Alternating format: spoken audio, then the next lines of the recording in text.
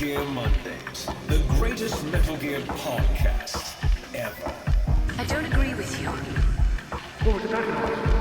Releasing on Monday, every Monday.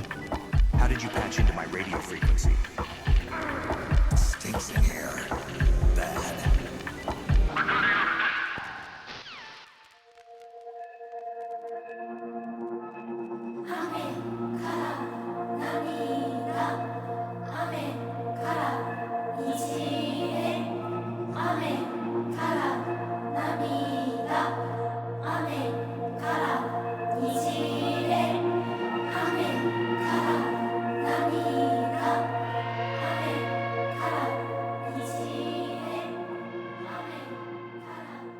Ladies, gearsmen, babies, and gentlethems, welcome to Metal Gear Mondays. This week, I'm your host, James Ragmuth, and I am joined by Liliana Wright.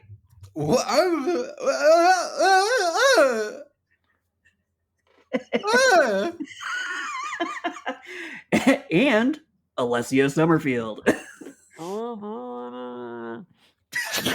James, why did you tie me up and put me in the corner? I just had to pull focus for a second, okay? I needed this. He would have just let you do it. He could have just done it. Could have just asked me. I need the Can you at least theatrics. untie me? Yeah, you can have your hands free now. Oh no, I just remembered. We have video for $10 patrons, so they can see that was me lying out of my teeth. I wasn't tied up. Thank you for the Ooh, a illustration, good sip Blippi. to start Oh, yeah. the show. Yeah. Oh, We yeah, saw yeah. that. Let's We see, saw what's your that. alcoholism update? Alcoholism update. This is a vodka ginger beer. Mm. Very good. Ooh, I Hey, love two a separate vodka things. ginger beer. And as a Oh, true yeah. dad, all I had was the vodka. But then I was like, oh, I have to go pick up a prescription for my daughter. And then I was like, is that ginger beer at the CVS? That's ginger Don't beer mind if I do. Buy at the CVS. Hey, Leslie, do you mind if I praise God for a minute? Because I'm Go for it. gonna join you in the corner today. Oh. Ooh. With everybody's favorite thing that I do on this podcast, the crispy pop. Thank you very Ooh. much. I've got a simply spiked blackberry limeade Oh, Wow. sipping on today. Wow. Nice. That's pretty good.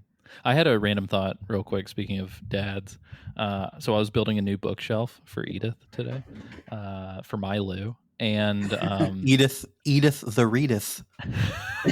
yes, she's obsessed with fucking reading, dude. We have to Love read to that. her for 2 hours Oh, I before love bed. that. She Very literally will lucky wake up for in the you. middle of the night and get a book. Yeah. That's fucking awesome. Anyway, this little nerd, I was building her a bookshelf, and I just had this thought. I was like, did Sam fucking Porter Bridges have to build the furniture in his shelter, Oh, or did yeah, it 'cause come he like didn't have- pre-chiral printed? Well, he's But running, he- so he couldn't have. Yeah, true. That's So interesting. my man had to sit there It and was build well some IKEA decorated furniture. compared to the other shelters we see. Pretty well decorated, yeah. Yeah. Anyway, on that note, James, take us away. Where are we going? We What are we going to talk are about first? talking about. Do we start with the fan mail? Let's do that. Yeah. Let's start with the fan mail. We got half up front, half at the end. That's right. That's what we like. Well, should Most we do the Patreon? Patreon Oh, of course, plug? the Patreon sponsor. Yeah. Never forget. Yeah. Well, Alessio- while Alessio gathers together that, I'll do the spiel if that's all right with our Yeah, sure. host. Yeah, hit us with the spiel, Lily. So you can go to patreon.com/Metal Gear Mondays, where you can sign up on Patreon, join us, support us monetarily if you so choose. $10 a month, you get the video podcast. You get the video of this episode and all the other episodes. You get video of the Patriot Club, which is a podcast that you also get an audio form of at $5 a month. You should check that Hell out. of a deal. And for $1 a month, you can join us on Discord, which you should do because the Discord's fucking crazy.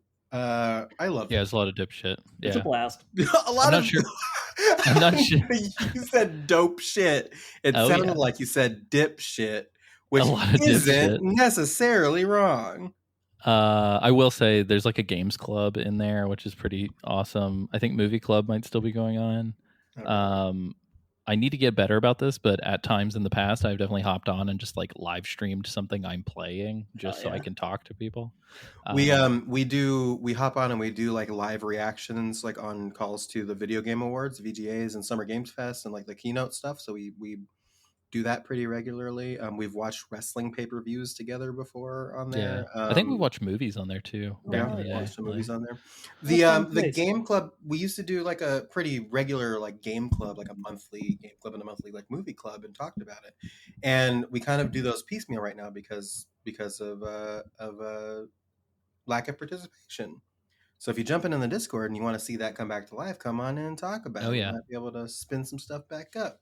Bring Sorry, it Nick. back. Yeah, I will say that I much prefer to stream on the Discord as opposed to doing something like Twitch because I really like being able to talk to the people watching. Totally. And More I won't personal. lie. During peak COVID, I was playing like fucking 8 hours of Half-Life Alyx every day, just in depression. And it was really fun. Could have and should have streamed like my unclaimed hours on Animal Crossing during COVID. Oh, got it. Yeah, that'd be fun. But yeah, so it was super fun to have little voices in my head while I was playing Half-Life Alyx in VR because people were just asking me to do random shit, which was fun. Yeah, anyway, the patron for today, and guess what?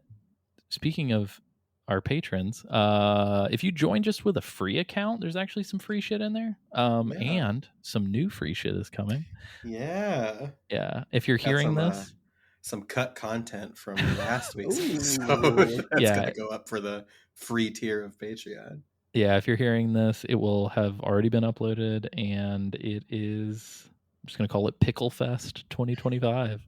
I'll let your imagination fill in the gaps. Yep. $10 patron is, drumroll please, Warren Minix. Hey, what up, Warren? Past host of the show. Wow, holler. Holler Yeah. if you hear me. Big Papa Pump. Warren Minix. I don't have a sick bass riff in our sound bank, but I would play it because Warren is a bassist. Yes. Oh, hell yeah. Yeah. I love the bass. Pretty damn I good. didn't play it, but I love hearing it. Slapping the bass. Slapping the bass is right. Slapping my bass. Oh shit. You know what I mean? All right, cool. Let me kick this off. I'm gonna take this like kind of lengthy one here at the start. Jordan Scott, thank you for submitting. So Jordan had thoughts on episode 7 and 8, which we covered last episode, and then episodes 9 and 10, which we are covering this episode. So I will open with the 7 and 8, and then we'll get to the 9 and 10 at the end of the episode. All right, so here we go. Jordan, finally via email as opposed to Patreon comment. Jordan for episode 7 says the Higgs samurai fight was epic AF. I really agree that Higgs sounds like a real person in this game. Mr. Every Voice Man came through on his performance. I really like the addition of mechs as an enemy type. I'm glad you can still one-shot them all with stealth. I'm gonna step in really quick and say I actually despise the mech fights in this game. Not because they're not fun, but because like they're harder in a way that like I know is gonna be a pain in the dick. Well, you very much have been preferring to sneak, and they do not allow you to sneak very often. I will say when we get to it at the beginning of a later episode, I pulled off like the most stressful, like accomplished sneaking thing I've ever done. Ooh, and I was like shaking. Like it was crazy. I love that. I tried to make an earnest go of being sneaky, and it did not last long. Yeah, I kind of feel like this game doesn't give you tools to be stealthy, really. Like, it would have been sick to have, like, a jammer to like keep the the robots decoy focused. grenades and, like, the sentry guns that can, like, distract them and stuff. Yeah. So it's like, they're still they kind of so-so. try, but it's, Yeah. I did before you move on here too. When it coming to talking about the Higgs samurai fight, there is one specific line in that cutscene that Higgs says that I did forget to bring up, and it's very funny because we did bring up like Higgs's like whole thing is that he kind of reacts to stuff. Oh yeah, the way that we kind of do. And somebody on the Instagram commented this. I really wish y'all talked about Higgs's reaction, the fuck, when he notices the samurai behind him Yes. slicing the ghost. Yes. He was right, Yes. busted up laughing. That was SOS Paradox The on fuck? Instagram. Just like when just the fuck, and that is incredibly. Yeah, I Incredibly laughed out unoriginal. loud I when did he too. did it. too. That's exactly how I 'Cause felt. I said the exact same thing the first time I saw. Well, this. because that was the I first didn't time because we I had saw seen that it. shit before. I was like, I know the fuck. Just like, the The fuck? fuck? That thing is huge. I'm not gonna lie. So I'm gonna put this here. I don't think it's really a spoiler. I think you get it from increasing your rank with the data analyst. So that's for grabs. I don't know if you guys got this. The dog mine. Did you guys get this? Oh yeah, I did get the It's dog mine. fucking Yes. tight. I haven't Wow. used it. Yeah, I ended up actually using it a few times, but yeah. later, like Yeah. beyond what we're covering. And it's really cool. Essentially, you get those little weird dog robots, and you can throw them as if they're a landmine, and they will trigger and like harass people. That's sick. I love that. Also, unfortunately, I know we've been talking about how we are only going to play what we're going to cover in order to keep things as like spoiler free. Partially due to my schedule, we ended up having to play ahead. So next week I'm going to be out of town without access to my PlayStation, and so I will still be recording next week, but I had to play ahead. So effectively, we'll try to mitigate, but at this point, just assume that two of us have beaten the game, and I am very close to beating the game. So, Yes. but yeah. I'm going to get real excited when we get to certain things where things kind of paid off that we have been talking about. So, Yes. all right, I'm going to pick back up with Jordan. Jordan Scott continues. This is the moment I really took a step back from all the construction and resource gathering. I had every highway up to F4, every monorail and mine fully upgraded, level 3 zipline network set up basically everywhere a road did not go. No shit, I have over 30,000 of each resource chilling in my private locker on the DHV and at various distro centers. Farming chiral crystals is pretty easy, even with the quote nerf. What's the nerf? What is the nerf? They might have updated the game and you don't get as many chiral crystals. So one thing that has prevented me from like leveling up roads and monorails, like I build them, I just don't level them past level 1. Yeah. Is I'm always paranoid that they're gonna like fall apart over time. They did in the first game. They did in the first one. They did in the first in game. this one. I get notifications that they've started to deteriorate, but I've never seen it actually interesting. happen. I also feel that like in the first game, kind of the same deal with like items like zip lines and things, like those would deteriorate. And I also haven't seen that happen to mine. Have you guys ever gotten the note that says a BT has considerately destroyed your vehicle? No, that's awesome. Yeah. I've got it a couple, or I think it says like a considerate BT has destroyed a vehicle. Literally, it's happened multiple times. I'm like, I don't know what the fuck that's about. Fun fact about structures, though, if you get, and this is something that I did kind of on accident because I was doing a bunch of side stuff around here. If you level up the architect to his 4 stars, he will fix your structures. So he'll like go around and like keep your structures from. Oh shit! Do you have to ask him to do that, or is it like a passive? I think he just does it. I think he just does it when they get below a certain threshold. Shout out to the architect.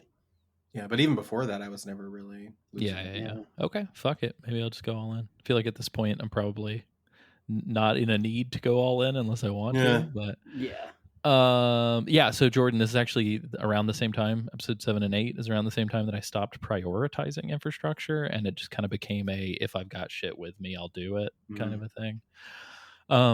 Anyway, Jordan continues talking about the mountain traversal. I never even tried taking a vehicle. I just equipped the Boca skeleton and hoofed it all the way until I discovered the coffin board. I'll talk about it on this episode, but I finally actually took the coffin board for a spin. Pretty great. Kind of fun. Pretty sick. It's very sick.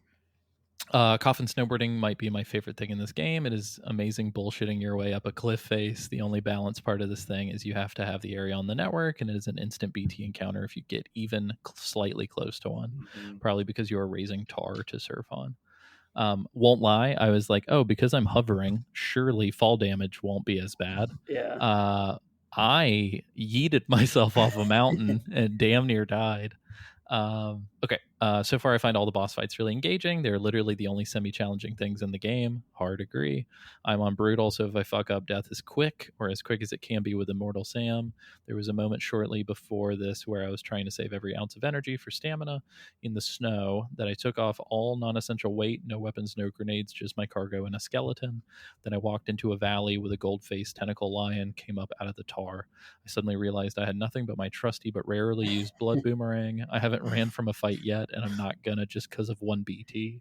Dropped my backpack and got to work. The online weapons kicked in after a while, but because I dropped my pack, I could only pick up and use one at a time, so I often defaulted to just using the boomerang.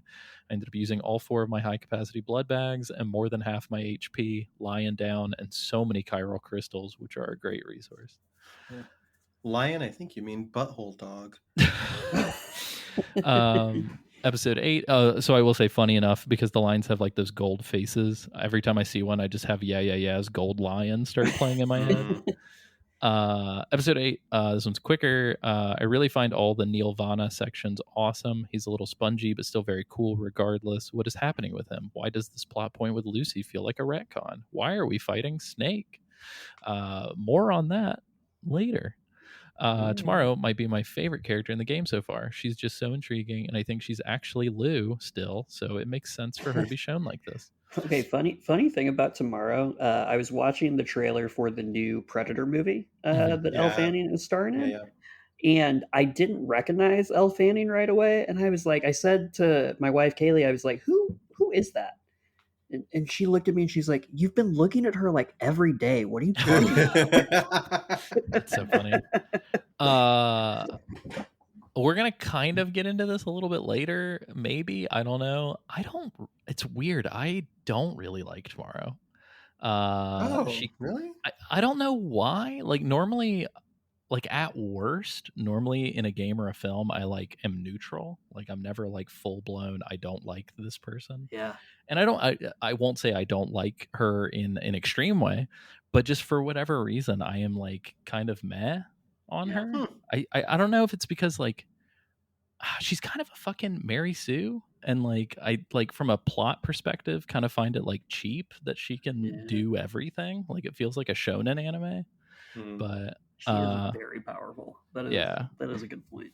But no, I mean her personality and stuff is fine. I just kind of the way I don't know. I don't like the trope of like the woman born yesterday. You know what I mean? Where it's kind of like this infantilized. I mean, she's not really sexualized, but like this sort of like infantilized. Oh, it's like, and in this case, I guess it's not the man that's teaching her how to be, but it's like I don't know, just something to do with this like babied superhero thing is kind of just if this theory it makes sense is to be believed, then no, totally it makes a lot of sense. And even if it makes sense, I can still feel the way that I feel. Not like it. Yeah. Totally. She's fine, I guess. I don't know. I'll give her an extra point. She's fine. I hope you all have seen the nightmare quiz she gives you. I have not. I have not either. Yes.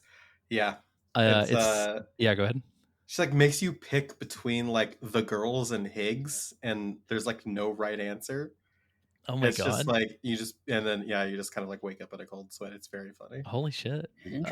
I did get a weird nightmare that I was going to ask you guys if it was scripted. Fuck, what is it? Oh, where Dollman's inside of Lou's pod. Did you guys get that? Yes. I did. That's super creepy. That sucked. I did not like that. Yeah, Dollman still on my shit list. Yeah. It's framed just like the rainy ones, but it's Tomorrow being kind of creepy, and she gives you a quiz with no context. I picked Higgs first, so I'm not sure if something else happens. I really like how much of an idiot Sam is most of the time, but he does not talk enough. I think James is right. Whenever I want Sam to say something, suddenly garbage spills from Dollman's mouth. He does have a I don't know if is it this episode, James? He has a line in this episode that's like pretty good. Yeah, he has some good lines eventually, but it does still feel like Dollman's talking way too much for my taste. Sam is definitely in caveman mode most of the time. Dollman's jump scare made me think of how much he will regret that. I'm carrying around my punished Dollman now. Maybe he will regret his words and deeds. maybe a little crazy, but I abuse this little shit whenever he forgets why he shouldn't let me throw him. I tried throwing him into the one-shot attack by a big BT. Disappointed by what happens. Spoiler, nothing. Sure as shit, Deadman is back. It's stupid, but at least it's a good character. The sort of only close friend Sam made in the first game. I'm glad he's at least serving a purpose. Okay, yeah. Real quick on Deadman, because I was trying to remember this when the scene that we talked about in the last episode happened. Yeah. And you kind of figure it out. In the end of Death Stranding 1, is it implied that Deadman was the one that like also birthed Sam? Yeah, like they've been connected since Sam was a baby, right? Yeah, I think so. It's been a while, but I think that's right. Okay. Because I think it's Deadman who then tells you about Cliff after the Cliff. That's what I thought. Nightmares. That's what I was trying to remember. And I was like, oh yeah, Deadman is really close with Sam. That's cool. Clifford Unger. I sort of just sort of feel like Deadman is a little bit of like a we have to come up with a new character for this. Fuck it, put in Deadman again. Which is fine. I guess I don't think I mentioned this on the episode. I feel like episode 8 out of every episode we've covered is the most that ends with just like a wet fart of a reveal. Like I feel like every episode ends with like something captivating, but then episode 8's just sort of like Deadman's using Heartman's body. It's your old friend Deadman. Like it's just like nothing to be scared of here. Yeah. Because I was like, oh shit, something real fucked up and creepy is going on. Like and then it was Heartman. like, LOL. It's just your friend. Yeah. Anyway, sorry about that. Lots of side tangents, but thank you so much, Jordan. You're not long and full of side tangents. We are. James, you want to take this second one? Absolutely. This is from Sam Lemke. Sam says, I thought I'd try some sneaky sneaks in recovering the coffin from the orange people, which in my... Also, just quick heads up, Sam sent us just an email of a picture of a truck in a tree. Yeah. It's an incredible image, and I'm thankful that it's here. Sam says, recovering the coffin from the orange people, which in my mind included yeeting my truck off of one of these chiral ramps to come up behind them, which wound up working great, by the way. About 3/4 of my yeet, that's just yee for those of you following along sans caffeine, my yeet-mobile became lodged in a tree. I could not believe it. I figured I'd just bounce off and slide down, but no. Kojima, during one of his late-night joke coding sessions, had added individual branches to the tree models that could interact with other objects. I love the term joke coding. That's very good. I didn't realize that that could happen. I love that he got stuck in the tree. Before you continue, it is fun fact about the trucks. If you are trying if you just can't get your truck down like a cliff edge, if you fucking gun it off the edge of the cliff and then dive out of the truck, it'll just fucking go Dukes of Hazzard down the fucking cliff and land, and no damage to the truck or anything inside. And then you can just climbing anchor down or get down yourself. In a game that has like some kind of corny customization stuff that's fun, I'm really upset that there's not a horn that you can customize. Oh my god, that would have been nice. I would have loved a horn. James, I think you'll dig this. For whatever fucking reason, I had a feather up my ass to just like play GTA 5 online for some reason the other day. And I didn't realize that now you pick like a fucking cyberpunk life path and there's like a whole campaign. But anyway, I picked the club kid, and you end up running a club with Gay Tony from GTA 4. Oh, fuck yeah. But when you drive his car, the horn, if you hold it down, literally plays the entire GTA 4 theme song, but in car horn. It's so funny. Oh my god. Anyway, sorry. I am obsessed with that. Yeah, we need more funny horns in the world. Yes. I'm pro fun horn. Well, at this point, we've heard like Lou's theme or whatever sung by like 5 different people. So let's get a car horn version of Lou's theme. Yeah, a horn would probably help me and Sam here, because Sam goes on to say, I've also killed 2 animals and mowed down a porter. # I follow the Rat King. That's right. Porter, huh? That's right. I'm actually like, I didn't even think about that. I should try hitting a porter. Why not? Anytime I've like gotten even close, they like dive out of the way. Well, I feel They- bad. I always cut very far, wide turns with And they them still because I don't dive. want to make them dive. Yeah, no, I feel like even when I'm like giving them a wide berth, they still dive, and I'm Yeah. like, for how dramatic you are, I really should hit you with my truck. Guys, I had my first one. I killed a kangaroo. Oh, I felt so bad. Here's what's crazy. All right, I'm driving towards it. I see it. I stop, and then I let it move out of the way, and then I start driving, and it jumped in front of me, and I just hear fucking wet thud, and I hear, and then it was like So- negative 100 likes. Did So I Delman still- chastise you? I don't think so. He chastises me sometimes when I hit the animals. So I managed to, so like we alluded to at the beginning of the game, me and James have beaten the game. I managed to beat the game without killing a single animal, which I'm Wow. very proud of. Nice. I did see that one die, and it fucking broke me because I was futzing around near the motherhood during that section of the episode, Mhm. and it was snowing. Oh yeah. And so it's timefall snow, and I see a kangaroo and it's hopping around, and then it just collapses dead because the timefall killed it there in front of me. No. And so I got out to Shit. check on it because, like, can I get it? And it was there. If you go up to a dead animal, you can mark its resting place, and it creates a little holographic gravestone with a picture of the animal Holy and like its shit. Latin name. Yeah, it's extremely funny. Nice. There is a Jordan. Speaking of Jordan Scott, has the last email. He chimes in the Death Stranding 2 channel that we have on the Discord, $1 a month on Metal Gear Mondays Patreon. He goes, I need to find the exact wording. He posts, did you know you can do something with dead animals? Oh no. Oh yeah. And I respond with a side-eye gif. And he goes, no, I'm serious. Go up to an animal that James killed and see what you can do. And then I give him another side-eye gif. But that's what happens. You can walk up to him and you can like memorialize their resting place. It's very sad. You're trying to I tell me you teared didn't up. switch over to the P mode and just let her rip? Oh, Oh wow! I realized I don't think I peed once in this. I have not either. I haven't beat a single time.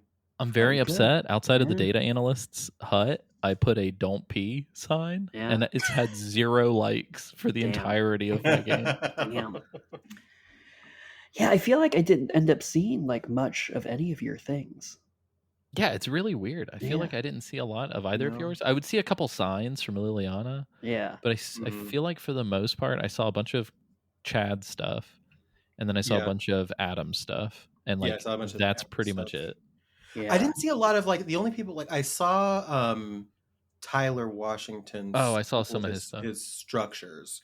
I saw a lot of Adam's signs. And then I got Yeah, Adam's notifications the fucking periodically. sign god. I feel Yeah. like. Yeah. But I didn't really see a lot of people that I know's structures and stuff, even though I was making those contracts. It was very Yeah, weird. very weird. Just to round this out, Sam finishes by saying, "P.S. New segment. What fuels your porter?" Sam says, "Hormel pepperoni, sweet habanero Ritz chips, like a Lunchable over here." Shout out Lunchables. Really great snack. I My don't really porter eat a is lot. I mean, yeah. I was gonna say right my now. porter is fueled by the animals James killed, snake eater style. My porter's fueled by frosted flakes donut holes. Oh, I think you're I about to looked just say at- frosted. Just I thought you said concept of flaccid at first. I was like, "What's a flaccid flake?" I mean, What fuels my porter? the delivery on that. What fuels fuels your my porter? It used to be Monster Energy, I guess, but they got rid of that for chiral tea. Gamer subs fuels my porter. gamer subs. Dude. Oh, Let's I go. was delivering a standard order, by the way, to the mechanic. It was an express delivery because he had like a hot pot or something like that. The name of the fucking item was Gamer Soup Oh no. or like Gamer Okay. Stew. Gamer stew. And I was just like, Jesus Christ. The mechanic is Wood Kid, by the way. Oh, nice. Oh, okay. That's cool. Also, that guy gives like the best Great. fucking upgrades. Great upgrade. Oh my god, yeah. He the extra durability armor you get for 2-starring Oh, him. yeah. Crazy. So good for the truck. All right. Well, we should probably dive into the episode proper. We're about a half hour into recording. The people what they want. Yeah. So this week we're going to cover episodes 9 and 10. 9 being the one called Puppets. Puppets. There are no strings on me.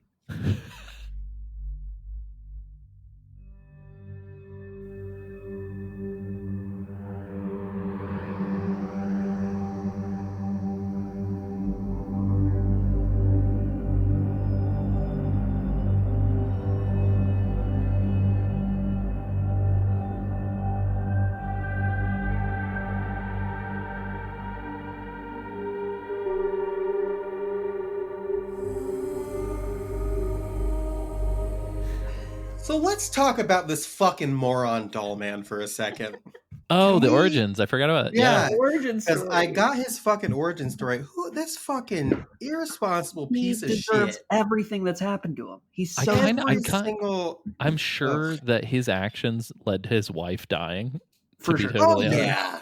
There's no doubt in my mind. Like he got that whole selfish, family killed. Fucking ignorant moron. Yeah. So for anybody who didn't get it, it feels like it's semi-optional.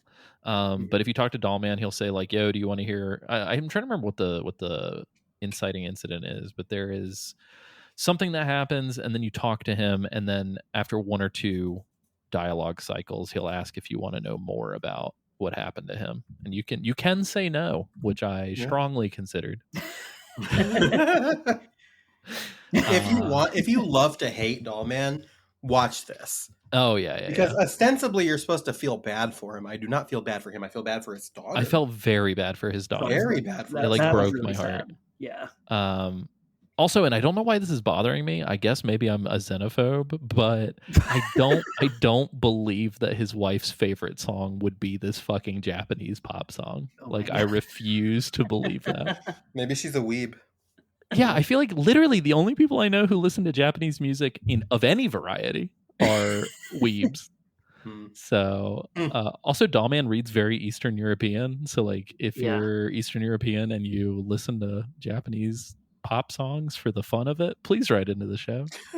I have a point to prove and I don't want to feel racist. Can we take a really quick pause? I don't have to go anywhere. Yeah. Can you tell me, Alessio, if you hear this? Because I mean, there's a really good chance that all of the new effect stack might kill it, regardless of if I hear it or not. Yeah. Do you hear that at all? No. Okay, cool. Because I'm fucking burning up and I need my fan on. Oh, okay. Word. Sorry. Yeah. So, Lily, do you want to tell the people what this sick fuck did? This sick fuck doll man. So he was talking about how his wife died, his wife turned into a BT and a void out, and him and his daughter managed to get out. Yeah, weird how that happened. I wonder what he did there. How did he get him and his daughter out? Huh. Right. Interesting. So his daughter had been pestering him about like, oh, I miss mom and I want to see mom and blah blah blah and all this other stuff, which like, as a responsible father, you say, I'm sorry, but no, we're not going to go see your Okay, fucking... thank you for saying that, because I'm like, look, I'm not a parent, but I feel like if I'm in that situation, I'm going to be like, hey, honey, you're wrong. We're not going to we're not going to be doing We're going to that set up like a memorial station. Yeah, We'll go like back. I understand how you feel, but no, like, not at all. Like, be a parent, doll man. Come on. Yeah. Right. So he's like, well, she finally pestered me and I took her into the BT zone to go see her mom. I like that he's like, I'm And gonna I shut thought- this fucking idiot up real quick and take her to see her mom. And I thought that my spirit medium powers would be enough to protect us. So they go in and they find what they assume is their mom. We have no way of knowing that this is I was actually just the saying, they right all person. look the same. Yeah. Like, I mean, in the cutscene, they like make her That's white true. so she stands out, but yeah. like that still doesn't mean, but that would that it's be her. also that would be traumatizing in and of itself. I feel like to see your mom as a BT. Yeah. Like, Yeah. Don't bring your daughter here, dog. Yeah. Yeah. Very weird. So do you think there's his plan was to drop the kid off and get the fuck out of there? He's like, I'm tired of this shit. perhaps? So it's just so fucking unbelievable. So they go in and then they find her and then the daughter plays the song And there's like a moment where you think like, oh, recognition. And then she just goes, ah! And like they drop the thing and all the BTs freak out and then they get swallowed by tar. Yep. Also, do BTs make sounds? I guess they do. They like roar. Yeah, they kind of. But also, straight up, if he's a spirit medium, I feel like none of his powers did anything. No. Like, no, He didn't hear the mother. He didn't, like, nothing happened. I fully took that as him just like trying to flex, like he's got a power. I don't think that dude's got shit. Like, he's a liar. Also, I hate to say this, and like, if you're listening to this show, I hope you don't do this. But if you play any audio on speakerphone in fucking public, like maybe you deserve a BT to fucking void you out. Maybe. Even Metal Gear Mondays, don't do that shit. Yeah, don't play us out loud. As somebody who lived in New York City for many years, if anybody walked on the subway blasting their fucking phone, I would be livid. Like, I would just be like, I gotta get the fuck out of here. Like, it's so stupid, so silly. But anyway, continue. So they get grabbed by a bunch of BTs. They get swallowed into a tar tsunami. Oh, Jesus. Which is just another proper noun that they just throw out there. Oh, does that have a capital T? I didn't remember that. I think so. I think so. I think it's got a corpus entry and everything. Jesus Christ. Yeah. And then you. Oh, by the way, one thing I did forget is that his daughter just has a fucking puppet. Oh, that's right. And the puppet has a different face, too. Puppet has a totally different face. Which then leads into the theory that we talked about at the end of the last episode, but we'll get there. So then they are just like fucking dead. He's holding her in this puddle of tar. Dead. Yeah, it's like beginning of Alan Wake to Alan washed up on the beach. Fucked up, yeah. Fragile walks up, looks, and then walks away, and then Dollman calls out after her and says, wait, don't go. And then she pulls him out of the dirt. The tar, I mean. He has possessed his daughter's puppet. And now his face is the puppet's face, which I mentioned last week, the theory about like, well, what if the people who possess the people have the features of the thing that the person they possess. Oh, right. Yeah. But she goes, oh, he goes, what if she would have just stomped on it? That doll started talking to me. You better believe I'm hitting it with a hammer. Like, oh yeah, I'm throwing it right back in the fucking tar. It can stay there for eternity for all I care. Get your but she just looks ass like shit out of here. She looks at him and she goes, "Ooh, you can help. What should I call you? Stuck in tar man or no? Stuck." He said it was some stupid man. It's like, no, that's not a good name. I'll call you Doll Man. Well, the name that she does try to name him, because I looked it up online to see if it was like a reference to something. I think it's it's like a reference to like the first person found frozen in ice in Denmark or something. The Tullen man or whatever. Yeah. Like a peat bog. Yeah, person. Kojima is really into like Finnish, Danish, and like just Scandinavian shit. Also, I've noticed Dollman's explanation of how like his daughter was in the doll first and he let her move on. I was kind of like he forced her. He like pushed her out of the doll. I'm like, I don't know if I believe you about that either. I think I think killed your daughter. I think you were passing on and you pushed her out so you could latch on. Yeah, 100%.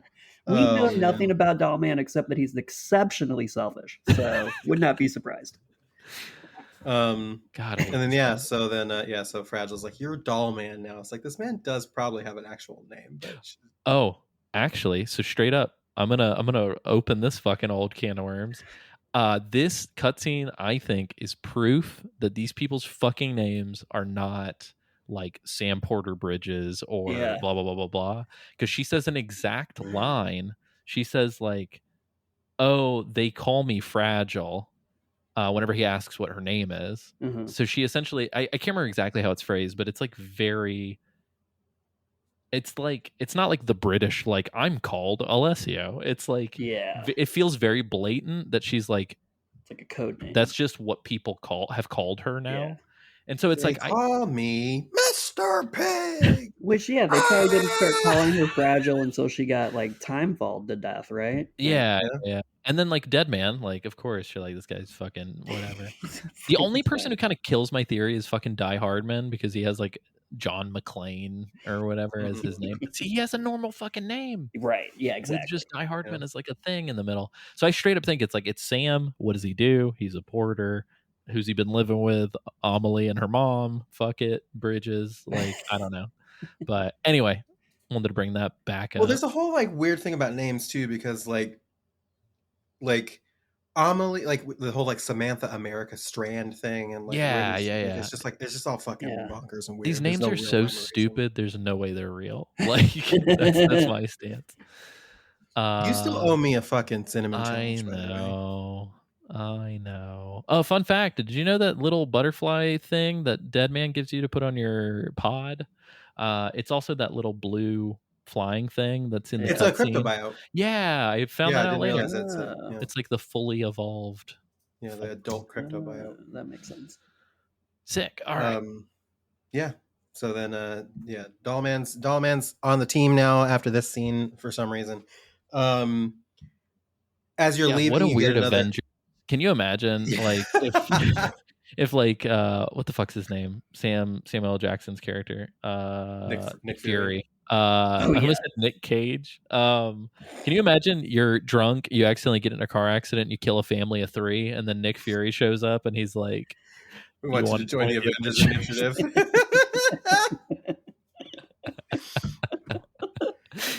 Billy Joel would have been a fucking Avenger years ago. God. Anyway, do we want to talk about side stuff that doesn't fit in sequence before we get into the actual episode contents? I I just feel have like a couple of things, but the it's only nothing. real side stuff I did during these chapters, I feel like I built a fucking ton of infrastructure. I went nuts in chapter. I felt like I spent the most time on chapter 9 because I built so many roads. Nice. Just James just straight up everywhere. built a new Knot City. Basically, yeah. He was Bring playing. people He was playing for the longest road in Catan. Nice. Nice. Unfortunately for Alessia, who put many, many hours into just 5-starring everything and grinding, this game feels extremely well paced when it comes to getting stars and 5-starring. Yeah, I stopped doing abilities. that. Yeah, I stopped doing that after episode 4 or 5. On y'all's advice, I went to the inventor to get the stun bola. Yeah, and it was pretty easy to get him up to get that. So I was like, let me try the Lona commander again. He had 2 retrieval missions that were just nearby. Yep. And Yeah, there were no I remember. BTs in the area. I did both of those and I 5-starred them right Those were the nice. last 2 that I did for the 5-star as well. Yeah. Problems I feel like they they don't didn't fucking pop until like 4.5 stars Exactly, or something yep. stupid. Right. I did find But- out, by the way, there is a cap. So if you show up with a fuck ton of boxes, it will only give you 1. You can only complete 1 star, and then it banks all those likes so that the next time you deliver again, it can kind of do its thing. Okay. So I've heard that you should deliver like in chunks. That makes sense. essentially. Yeah. Very interesting. I also, like I said, I 2-starred the mechanic, who is in fact Wood Kid, to get that durability armor. Yeah, see, I couldn't tell. It looked like it was made out of flesh.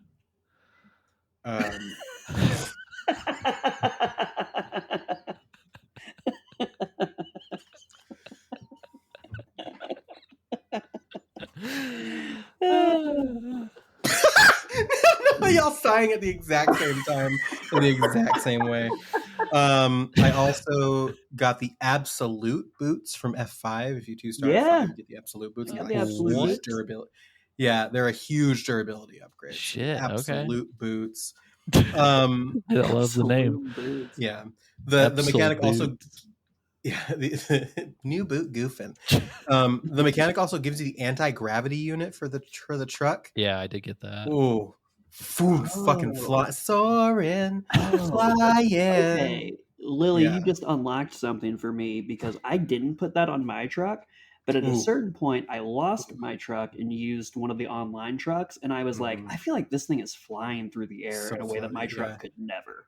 Yeah, I took 2 of my take batteries trucks off on and the put. things anymore, or really all that much. I take my truck everywhere. My truck is my best No, friend. I mean the truck jump.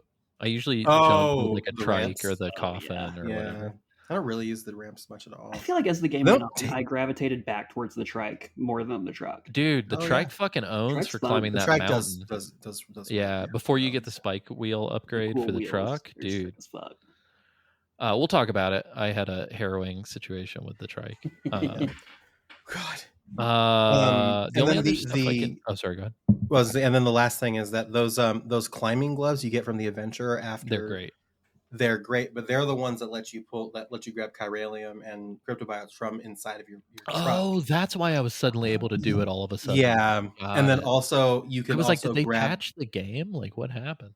Yeah, no, and you could also grab certain cargo too, and it'll just put it right on your back, and then you So can go as fun. well. So if the sticky Boink. isn't working and you're nearby, you can just be like mine. Mhm. So that's pretty Yeah. cool. Well, even when you're walking around, I've noticed if you have them on and something is Yeah. like a couple, like dozen feet away, you can, You can, like, fucking Spider-Man Spider-Man. grab it. Yeah. Yeah. The only side stuff I have is that this was the chapter where I decided to initiate the fisherman thing, which Lily already talked about. You're just fishing some boxes out of a fucked up boat wreckage. I'm going to come back to that later. And then we'll talk about the other person that I did stuff for as we get to them, because I think Lily and I got to them at around the same time. Probably. And then, so somebody was talking about side shit and they were like, dude, and not really a spoiler, I guess, because we're talking about side shit as it comes up, but they were like, dude, did you fight the pizza chef? And I was like, fucking excuse me?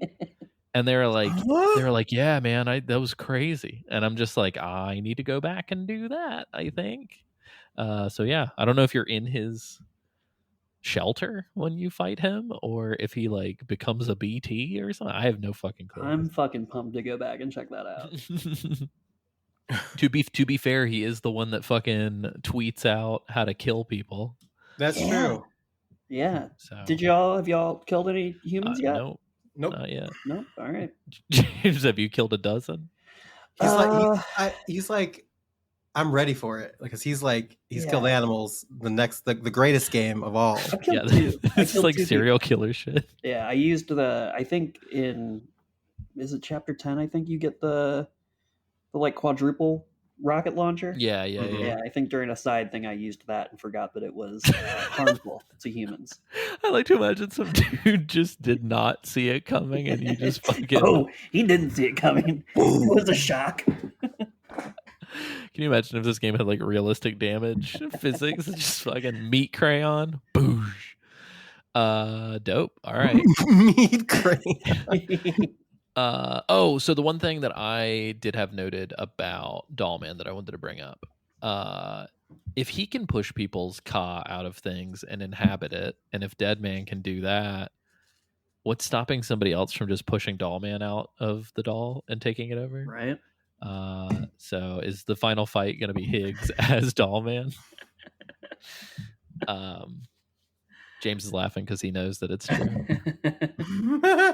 But yeah, I guess, do we want to get into it? I think where we left off, we were about to go to the Eastern Environmental Observatory at the top of the mountain. We had saved the deliver adventure. chiral decontaminators to Eastern and sedatives to Eastern Environmental Observatory. I don't know what it is, but anytime we go to an environmental observatory, it just gives me like a good warm feeling.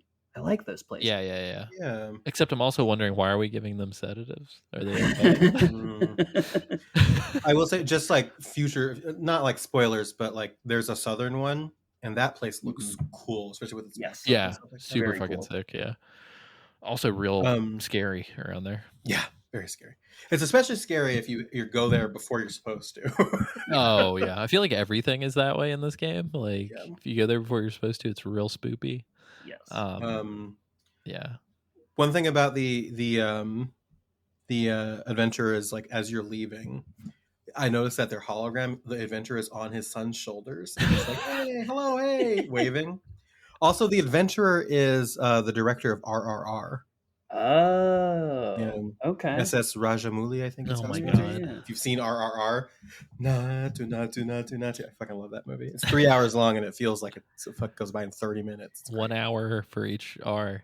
I don't know what this means, but I Googled RRR just now, and a motorcycle chasing a horse drove across my Google screen. Is that What? from the movie? Lily's face. Oh, it did it again. Okay, it's just doing it. You see? Oh yeah, dude, that's hilarious. It's just like a little shitty emoji of a motorcycle being chased by a little emoji of a horse. Try that with your friends. Yeah, you can definitely do that in a small town.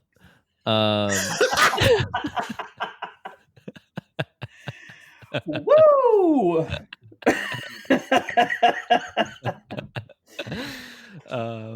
Every time we do this podcast is a test of my patience in the Lord. I feel like we've been on a real good streak of not repeating jokes so far, for the most part. Yeah, we're crushing. Never relied on any of the past bits. Yeah. Nice. Well, Did cool. either of you get immediately fucking walloped by an avalanche here? Okay, so I did. So I'm starting to get to the point where I'm realizing that like every sick fucking weather abnormality is scripted, Scripted. and it's kind of bumming me out. But I also I can understand that if you did it randomly, it might irritate people who unluckily get it multiple times. But yeah, so here's the deal. I was so fucking stoked. I was like, we're climbing to the top of this goddamn mountain. I'm leaving the truck. It's been struggling. We're doing full climbing, everything. I'm gonna fucking huff it. This is gonna be sick. And so I'm like going up it. I'm picking up shit as I go. Everything's great. I'm like legitimately doing pretty well, and I'm like vibing. Everything's great. And then I'm like, oh, there's a package. Let me go get that package.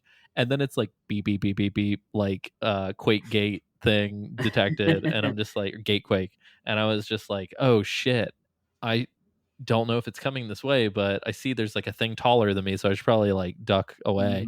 So anyway, I start going, and I'm in tall snow, so I'm just like, ugh, and then all of a sudden, I just get swept, and it doesn't even roll you and throw your shit. It's just straight up game over, like instant. Yeah. So that was my second death of. I love that it happened on foot for you. So I did take the truck up, and I had a moment where like. I was fucking running. Yeah. I see it start to come at me, and I have a moment where like I stop the truck, but like I don't move right away, and then I'm like, oh shit, and I tried to turn around and go away, and like I start driving, and it just overtook me. And fucking me and your experience was exactly the same. Yeah. That's amazing. No, I gotta go, and I turned left slightly, and it was like whoa, and it was so bad. I just remember because I loaded up on so much stuff that when it was coming at me, I was like, motherfucker, because like I found all the Eastern environmental shit as I was going, so I was like, oh, this is gonna be so great.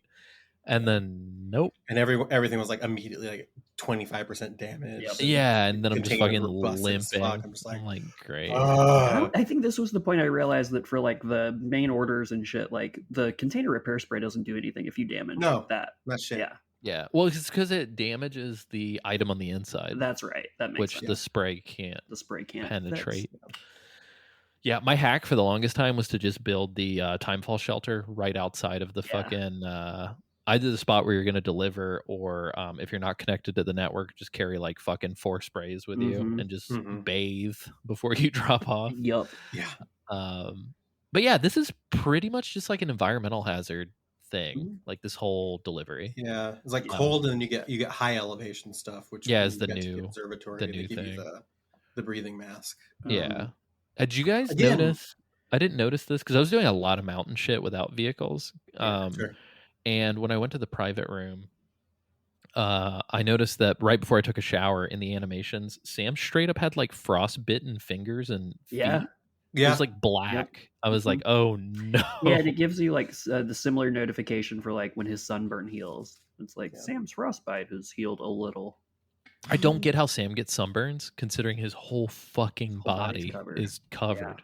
Yeah. This after this order got completed, I spent a long time. I set an entire zipline network up on the mountain to where like every individual like place you could go to deliver something was connected by zipline. Like I had to delete a bunch of old shit that I had built on the other half of Australia because I ran out of network bandwidth. It was so fun. That's awesome. Yeah, I should probably do the same thing. Nice. Yeah, that's pretty much that. Yeah, like nothing else crazy happened. There's a trek up at that point after the avalanche. But do you guys? The Magellan like parks like down a hill, like kind of away from you, and I'm like, I'm like, park closer, guys. Like, what are we doing? Yeah. You do get to talk to Ridge Frost at the observatory. The fucking names of some of these, which people, is like Ridge Frost is the best name since Glen Rain. Glen Rain and Ridge Frost are the best. They sound like porn stars. That's what they sound like, or wrestlers. Or both. Not, yeah, or both. So I had a thought while I was climbing the mountain. Do you guys play with the music player going? Yeah. Sometimes. It like cuts out when you leave the chiral network, which sucks. Oh, that's and a it cool also thing. I like that. and it also cuts out when you get into a BT area, which is pretty frightening because it goes like and it's just like, Oh, that's cool. That's pretty cool. frightening. So that's the main reason why I don't put it on, is because I was like, oh, I don't want to like have it hinder my like senses in like Yeah. high tension. But I've literally never turned it on, not a single time.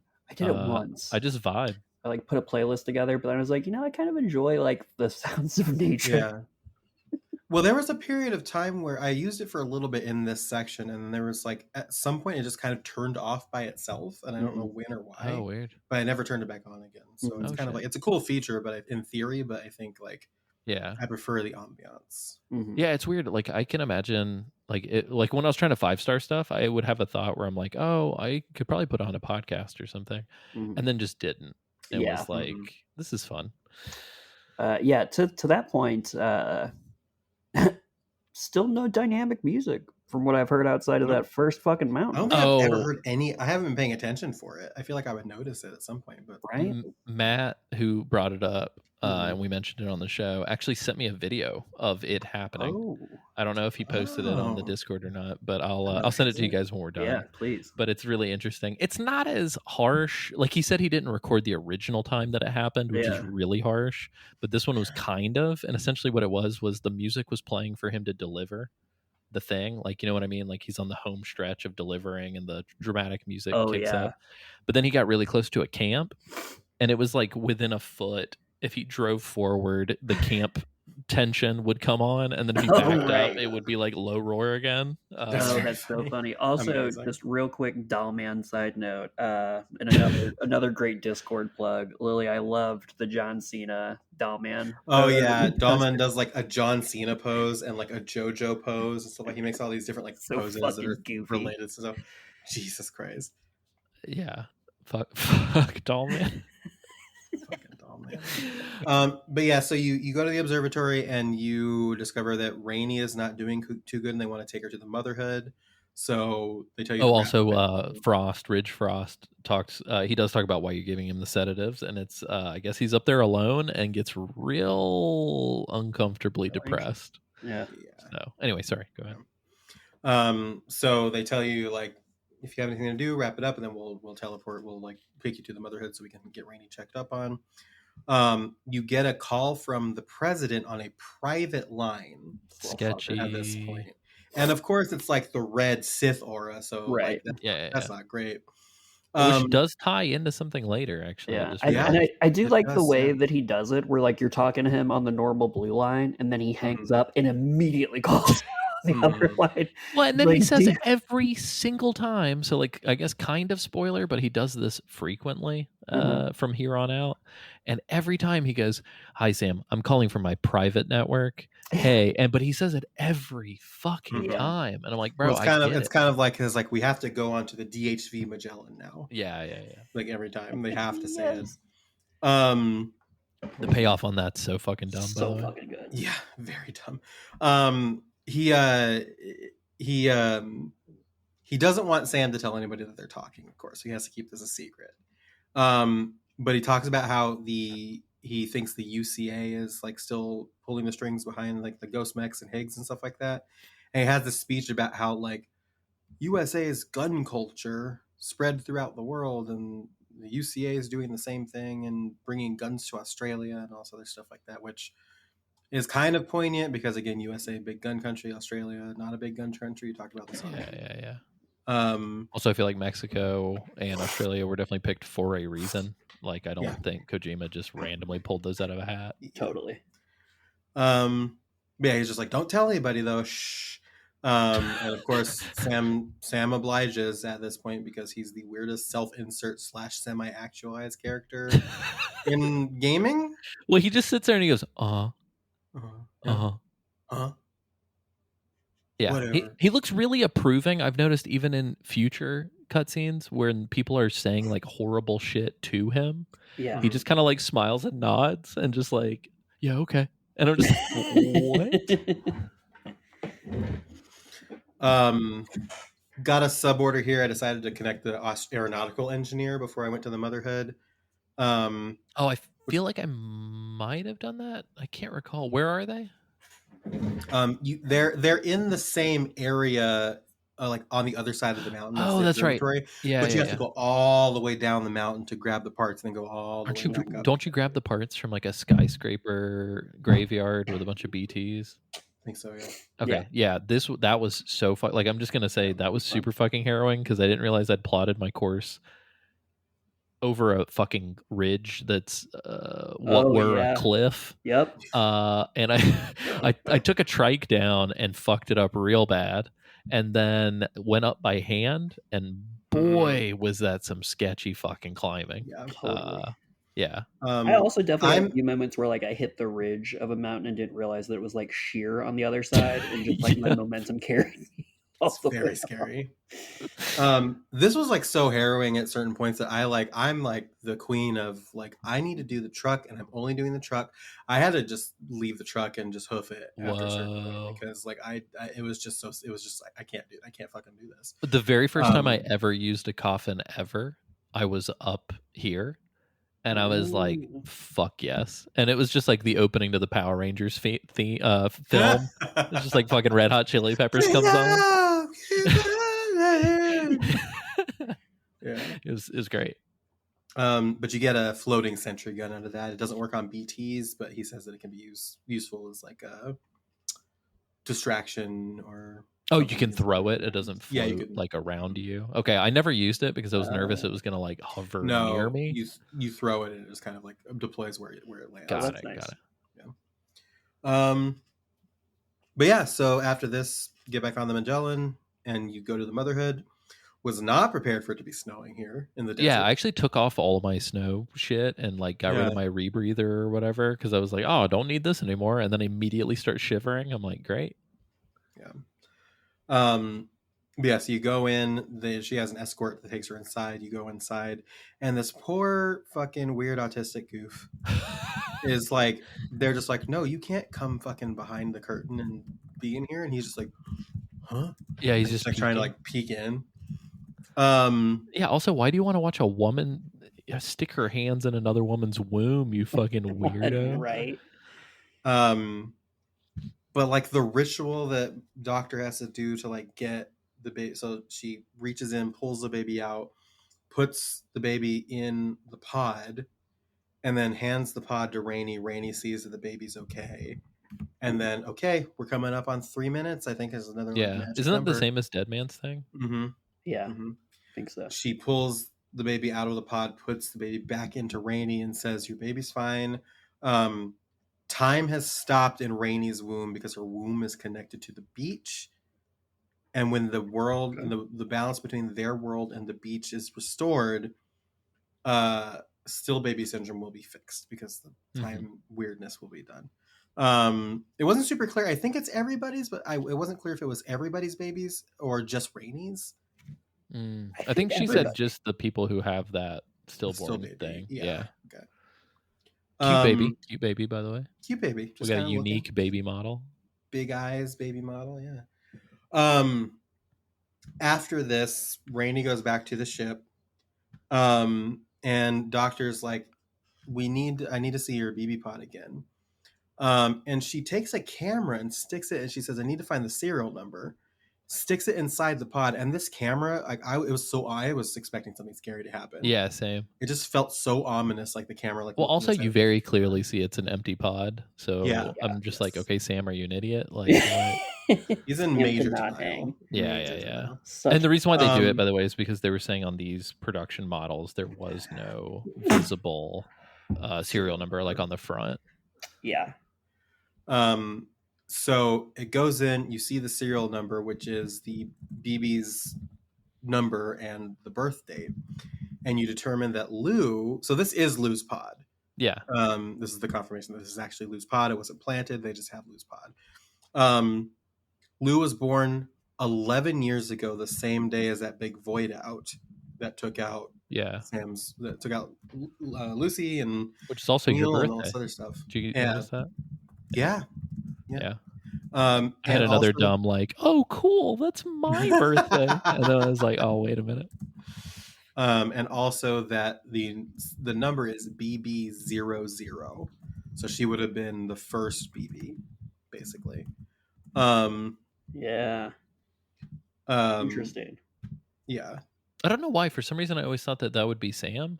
I thought. I mean, it would have to be, right? Because if Sam was a BB, or maybe he was going to be a BB, but if Sam was like the OG BB, he's much older than Lou.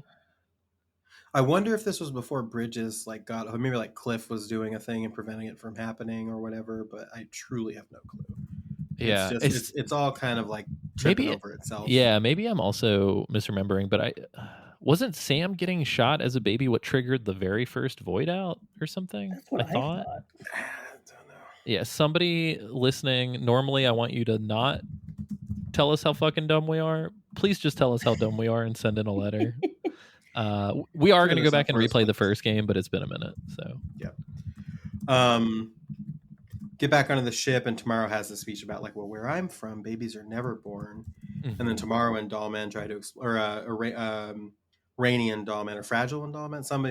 Dollman and somebody try to explain that Rainy's baby will eventually be born. And I think it's Fragile. Yeah, it's Fragile. Yeah. And Tomorrow and Rainy's just like, I just can't wait to see you, and all this other stuff. And then they start singing Raindrops to the baby, and it's actually very cute. It's a very cute scene. Yeah, and I liked it. And then this is where they determine that they're going to leave to the next area, right? Yes, they're getting ready to. Yeah.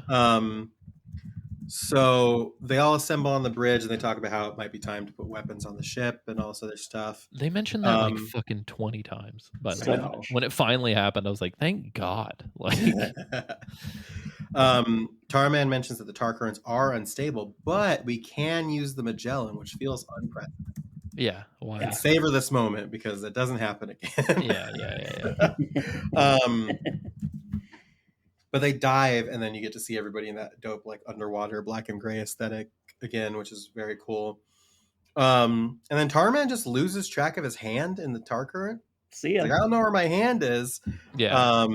But I mean, that is like, I was gonna say that is like it's like the moment before the big scary. Yeah. So they're saying that something that is not a BT approaches them and starts dragging them, and then Fragile tries to get them to surface in an emergency, and Tarman's like, we don't know where we're gonna land. She's like, we don't have a choice. Surfaces, they open the windows, and then just a giant fucking that Higgs mass, the red mass, just like appears in the window. And there's tentacles.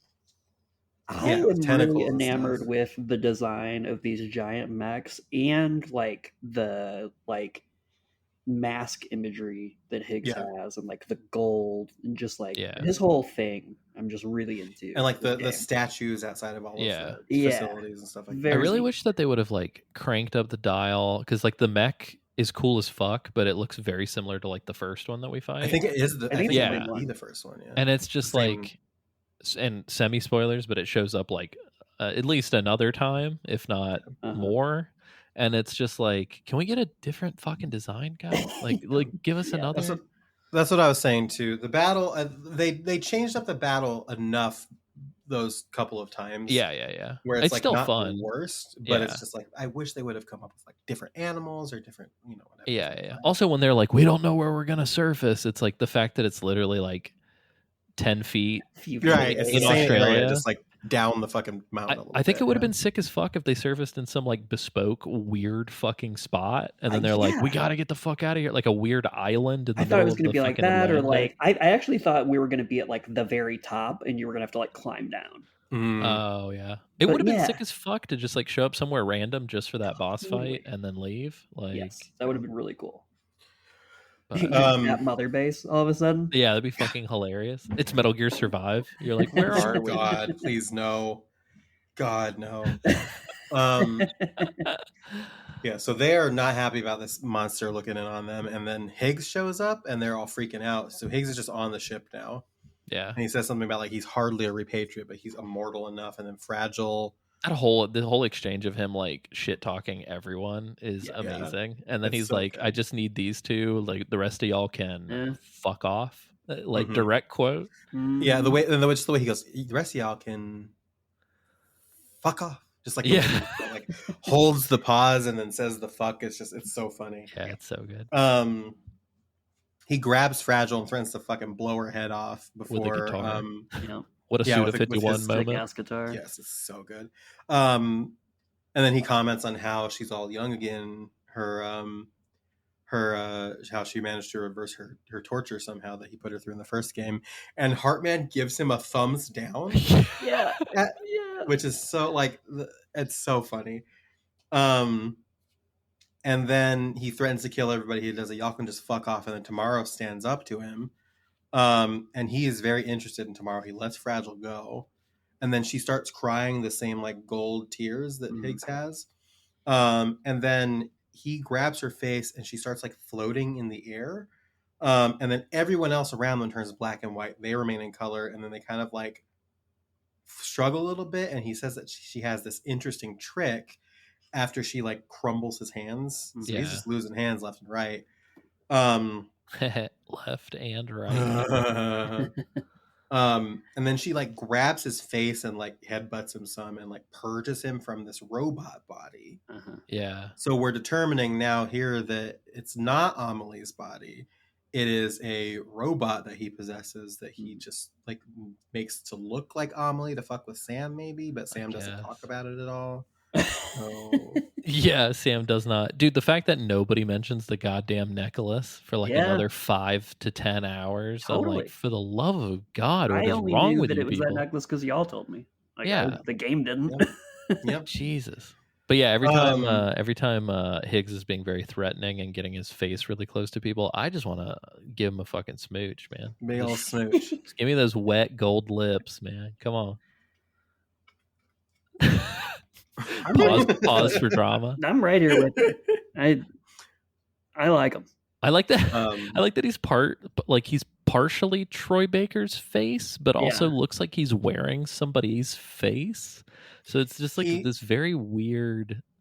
And I didn't realize how rat-like Troy Baker's face listen. is. Okay, listen to me because he kind of looks like Troy Baker mixed with Mr. Ratburn from Arthur. Oh that's a fucking great connection.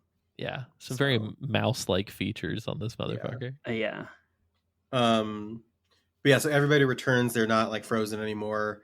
Dollman very helpfully calls him Mecha Higgs, which is great. Yeah. And then the robot body like stands up and he says, I don't die that easily. And then he kind of escapes in his coffin and says that y'all can go down with the ship.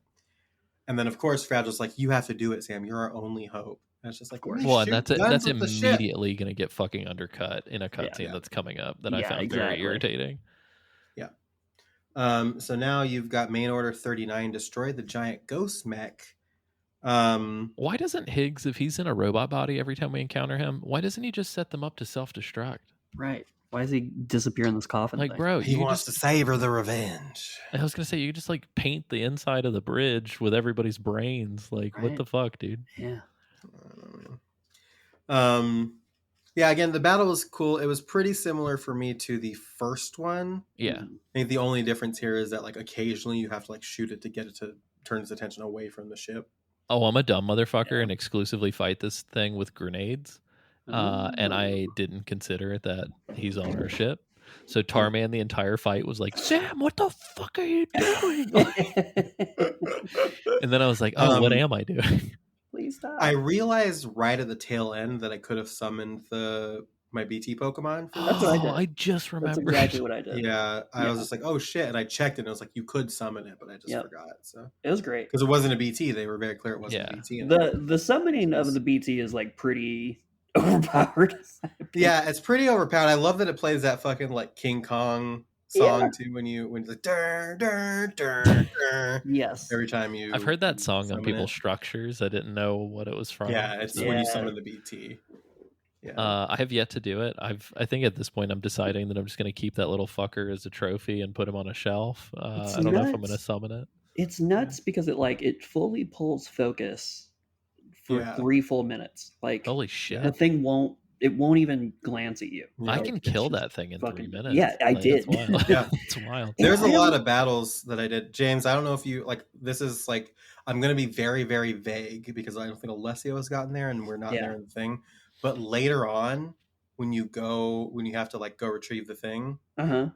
and that the boss there, Oh yes. Yeah. that thing pulled aggro for me the entire time. And I Yep. got it in the exact right amount of time. 1000%. It's very Yep. nice. I love that your description is just everything in this game. You're delivering the thing, and then You have fight to the go boss. retrieve the thing and fight the thing, and James knows exactly what I'm talking about somehow. Nice. I also was trying to confirm if it's like a one-use thing or not, because I feel like I was just able to keep summoning Yeah. it. And I I thought I would summoned have it. to capture one every time. Yeah, that'd be so great. like I was being sparing with it, and then I was like, oh, I can just pop this thing out whenever I want. Summoned it anytime that I could, Pretty dope. except for this battle. Yeah. I managed to get under the damage threshold on the Magellan for the S rank, but I wonder if there's like a consequence for if you just like do you get a game over if it like Yeah, I'm not damage a sure. certain amount or something. Yeah. I think I got an Some- A for the previously mentioned grenade fiasco. Do you think, just like side note, do you think y'all are gonna platinum this game? I don't know. There's Yeah, I so don't much know. like grinding and so many like connections and stuff. You have to 5-star like all of the. Oh There's fuck, you're right. I haven't 42 looked at the list. or 42 people, Oh, which is So- crazy. I think the first game was like 20. I think That- I think that I is pretty actually did 5-star everybody in the first game, wow. but it was over the course of like a couple months. Like I didn't tank it all at once. Yeah, I might eventually, but it'll be like a periodic like Yeah. chip away I think I might as well. I don't usually, Mhm. but I'm enjoying my time in it. Yeah, I at least want to do the side shit, which some of the stuff I didn't even realize until I looked at the trophy list, and then I was like, oh, Yeah. I didn't realize that person has a crazy side quest. Like, let me go Yeah. back. Same. I didn't realize you could barter with the porters. Yeah, I've done it once. Yeah. Well, it's How's funny. that When they went to hand me a thing, I like instinctively was like, well, if I take it, I gotta drop something for them. So I did that like right away. It was pretty funny. And they take it? Yeah. Yeah. Oh, that's cool. The first I time like I did it, they were being real weird about it and just walked away. But then I tried it a second time later, and they did pick it up and walk away. Oh, it's funny. I didn't watch it, but I saw in like my YouTube recommended somebody put out like a 20-minute video on like I followed the porters. Oh, is it the writing way. on games? Yeah, I Is think that it the was. account? Yeah, Yep. I actually watched that. It was pretty good. I sent it to Mike since he had that Yeah, well, yeah, experience that's that he what it did. reminded me. I was like, oh fuck, Mike was almost there on this. Yeah. It's a cool video essay. So yeah, plug for check it out. anybody who wants to check it out. But yeah, so now Sam's private room just so happens to be like the one place on the ship that isn't damaged. Go us. Of course. Yeah. But now the team has to kind of like separate to go figure out the repairs for the ship. Tarman says he can restore it he just needs to find his hand while repairs get underway. Rainey and Tamara bring him back his cat, and he notices they're holding hands, and he goes, well, hands are how our most base way to connect and form bonds. And then Rainey asks if he thinks that he'll find his hand, and he thinks that that's a bond that will never be broken. And then Fragile and Rainey and Tamara are going to go on a little adventure to find some parts while Sam goes off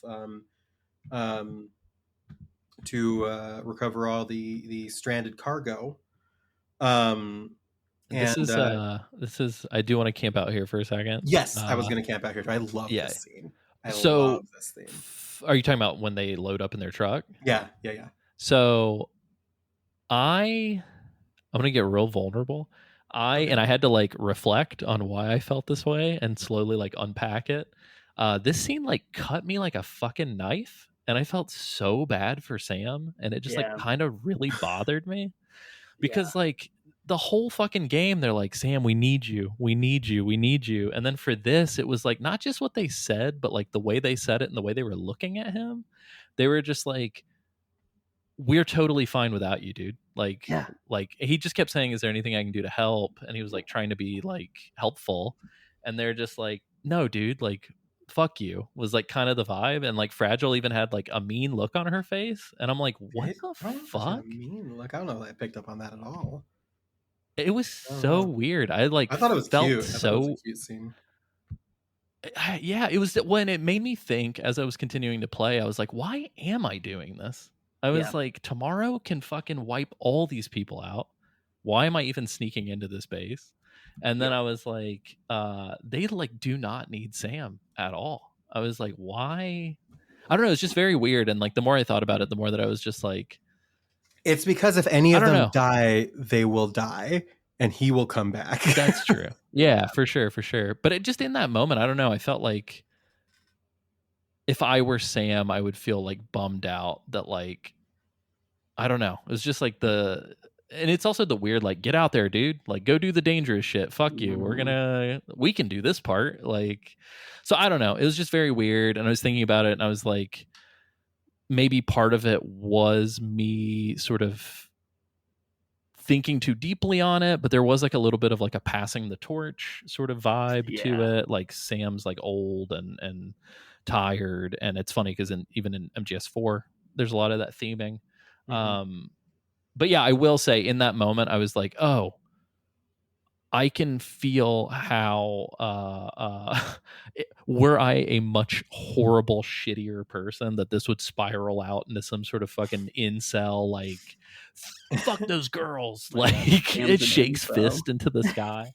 And I was like, God damn, I'm glad I'm not a piece of shit. But there was just, I don't know, it was just this weird moment where I just felt really bad for Sam. And it took me a while to like unpack it. But like, my gut reaction was just like, hey, don't treat him like that. What the fuck? I feel that I also felt bad. I felt bad for Sam a lot during the game where I'm just like, they're really just like using him and pushing him along and being like, have fun with your baby. You fucking That's weirdo. not fair. Like I'll never get over that like first Dawman scene where he's like, oh, is this the weirdo with the and then Fragile like hits him. Yeah. Let him do this shitty job first. But anyway, sorry, Lily, why did you love it? Because I just thought it was cute. I thought it was just like, it just felt like very understated. It felt very human. It felt like friends kind of like prodding each other a little bit, like poking fun a little bit. I thought it was really cute, and it was like one of those things where it's like Fragile gives the girls like these little cryptobiote plushies, which I thought was really cute. Oh, they were very cute. And then they use them as the little seats. Yeah, and then they do like a little like girl power huddle for a second. I forgot about that. Yeah. Yeah, and then Sam like tells them to be safe and asks what happens if they're into trouble. And Fragile's like, well, I'm still the person who started Fragile Express, and she basically says the thing without saying the thing. Yeah. And then Rainey says that they'll be fine because they both have dooms. And then Tomorrow, and Tomorrow says that it's okay, we're tougher than you. And it didn't feel like they were making fun of him. It felt like it was like a tongue in cheek, like, oh no, I know. Yeah, I guess I know, but it was just also, I don't know, it was weird. It was like they dismantled every possible thing that he kind of has that's special about him. They were like, yeah, fuck you, us too. And I was just like, man, like I know they're being jovial, but I was like, that hurts for some reason. In a lot of ways, for me too, it's just like they're trying to get him to feel better because like he is doing everything. Yeah. And when he's saying this, he's not saying this necessarily even because he like feels like he needs to help, but he's worried about them. Yeah, and then they're trying to put on a front to be like, no, we're tough, we're tougher than you, we can do this. No, that's a good point. Feels like they're trying to reassure him that they're going to be okay. Yeah, because the last thing he says to him is like, take care of each other, be safe. And they're like, that's true. You can have dooms and not be a repatriate, right? Yeah.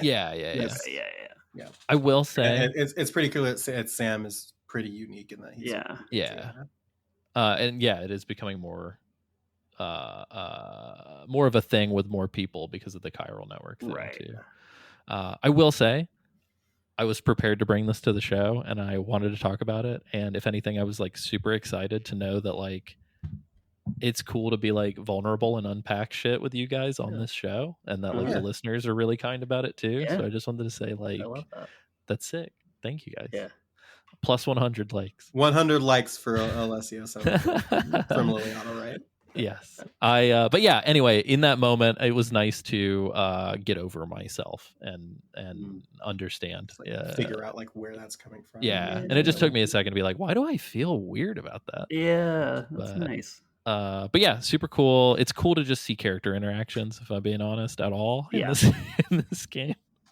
That's the thing that I think makes it that lets me push past some of the corny shit, is that like it's such a human, like everybody just kind of just being human for the most part. Yeah, kind of nice. Yeah, for as weird as like the world is, this game feels much more human than the first game felt. Well, because the first game, it's like he only interacts really face to face with like Deadman and Fragile. Yeah. And Pretty then like much. Higgs shows up and he's a dick, but like that's Yeah. pretty much it. Like I appreciate that there's more like face-to-face humans and not all holograms. yeah. I wish there were more NPCs like out and about, Mm-hmm. like Yeah. other than porters. I wish they were just like people from like the not cities, just like wandering around in that Yeah. little like area and like moving packages and just like sorting shit. Totally. That would Just be- like that would be waving cool. something. Like yeah, Yeah, it just and like feels you could very talk and lifeless. like you could talk to the person that is like, and you can see the person that runs the facility checking your cargo and stuff like that. Like Yeah. Oh that'd be yeah, cool. I wish that like when like that would have been a nice touch. Like when you 5-star one of the people, like if when you go to rest in the room that you unlock, that you get to like interact with them for a second. Oh, that'd be Or sick, like yeah. when you go to take a shower, like you like walk down You, the like, hallway pass like on the by, Magellan, yeah. you see them and you pass by them and they like wave at Totally. Yeah, it would be Yeah. super cool. Yeah, it's like a nice little reward for Yeah. 5-starring. But it does play into the story later that people are fucking stuck in their houses. Blah Yeah. blah blah. Anyway, Lily, you forgot to do this part when you were done with your hand movement. Oh, sorry. Well, that's all you. That's for the $10 face. Yeah, Yeah, get that yeah. $10. That's for you to do. I leave them wanting more. So. We move on to mission 40 now. We have to recover all the stranded cargo and connect South Fort Knot, but we have to connect the Phantom Smith. Not to be en route confused to with the Canada. Phantom Thieves. Yes, not to be steal your heart. He smiths your heart. He smiths your heart. It's not my dream vehicle yet, but the way these anti-gravity things like let me do the Elder Scrolls shit that I wish I could do before, it's still at this point still kind of finicky, but it's just making it easier because I was doing some fucking trick shot shit to get up these mountains to not have to go around and do stuff. It was very That's so awesome. I hit a you have to be jump careful. ramp Really, with sorry. it. Sorry, go ahead. Oh, I want to like you have to be careful because when you do the float jump, if you like wing it too like poorly, you can nosedive and hit the ground, shit. and it damages all of your shit. So you have to be careful. Oh with my it. god. Yeah, I've been there. Yeah. I used the carrier one time to hit one of the jumps. Did you know it like prompts you to do tricks? Yeah. Really? Yeah. It was crazy. I It don't was think I like did know that. press X to fucking kickflip or whatever. Fuck I was yeah. like, this is bizarre. I love Tony that. Hawk Pro Skater 3+ floor, eat your fucking heart out. Yeah. I did really enjoy kind of getting a preview of this fucking crazy enemy outcropping on the way to doing this. Mm-hmm. Because you see the sort Yeah. of like embankment built in with the towers and shit. They're like Yes. half on the mountain, half off the mountain. Like Mhm. it's I really feel like cool. this map in general does a great job of making sure that you can see shit that looks interesting way off in the distance. Yeah. With that feeling of like, oh, I get to go there soon. Yeah, agreed. I got on the way up in this little like embankment. I just got overwhelmed and I got dragged for a catcher fight, and there was Oh, a shit. really cool like it reminded me of the fucking like what's that boss from Demon Souls, the flying manta ray? What's it called again? Oh fuck. King of Storm King. Storms yeah, Storm King. It was like a flying manta ray BT, and it gave That's me super big cool. Storm King vibes. It was like shooting lasers down at you and stuff like Holy that. It was shit, very that's cool. really cool. Yeah, so I just stuck around and Did you fought pick it. up a big fucking sword and just shoot tornadoes I at it? wish that would be so sick. I shot it with grenades. Which, if Dark Souls and Demon Souls had grenades, it'd be a very different game. But that was pretty sick. But you get the stuff. I didn't have any other trouble aside from that because it was a pretty easy grab from there. Mm-hmm. But do y'all have anything special about this little section before we get to the Phantom Smith? Before we move there. I didn't notice that embankment that I was talking about until I was like right up on it, and then I was just like, let me fucking wide turn. I didn't encounter any. I'm starting to get irritated and need to just start going for them. But I feel like I got like the BT signal for like a hot second, Yeah. and then I drove like 10 feet, and it immediately went away.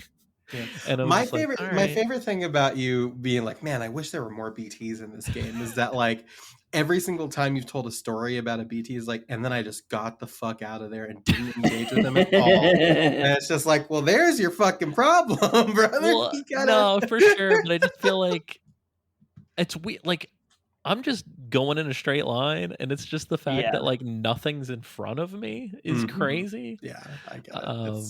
But Did you guys encounter? I will say a little bit later. Did you guys encounter like the headless fucking Serious Sam exploding BTs that like Yeah. run at Oh, you? that run at you? Yeah. Yeah, Fuck just in yeah. the back of my head, I still hear like fucking Serious Sam.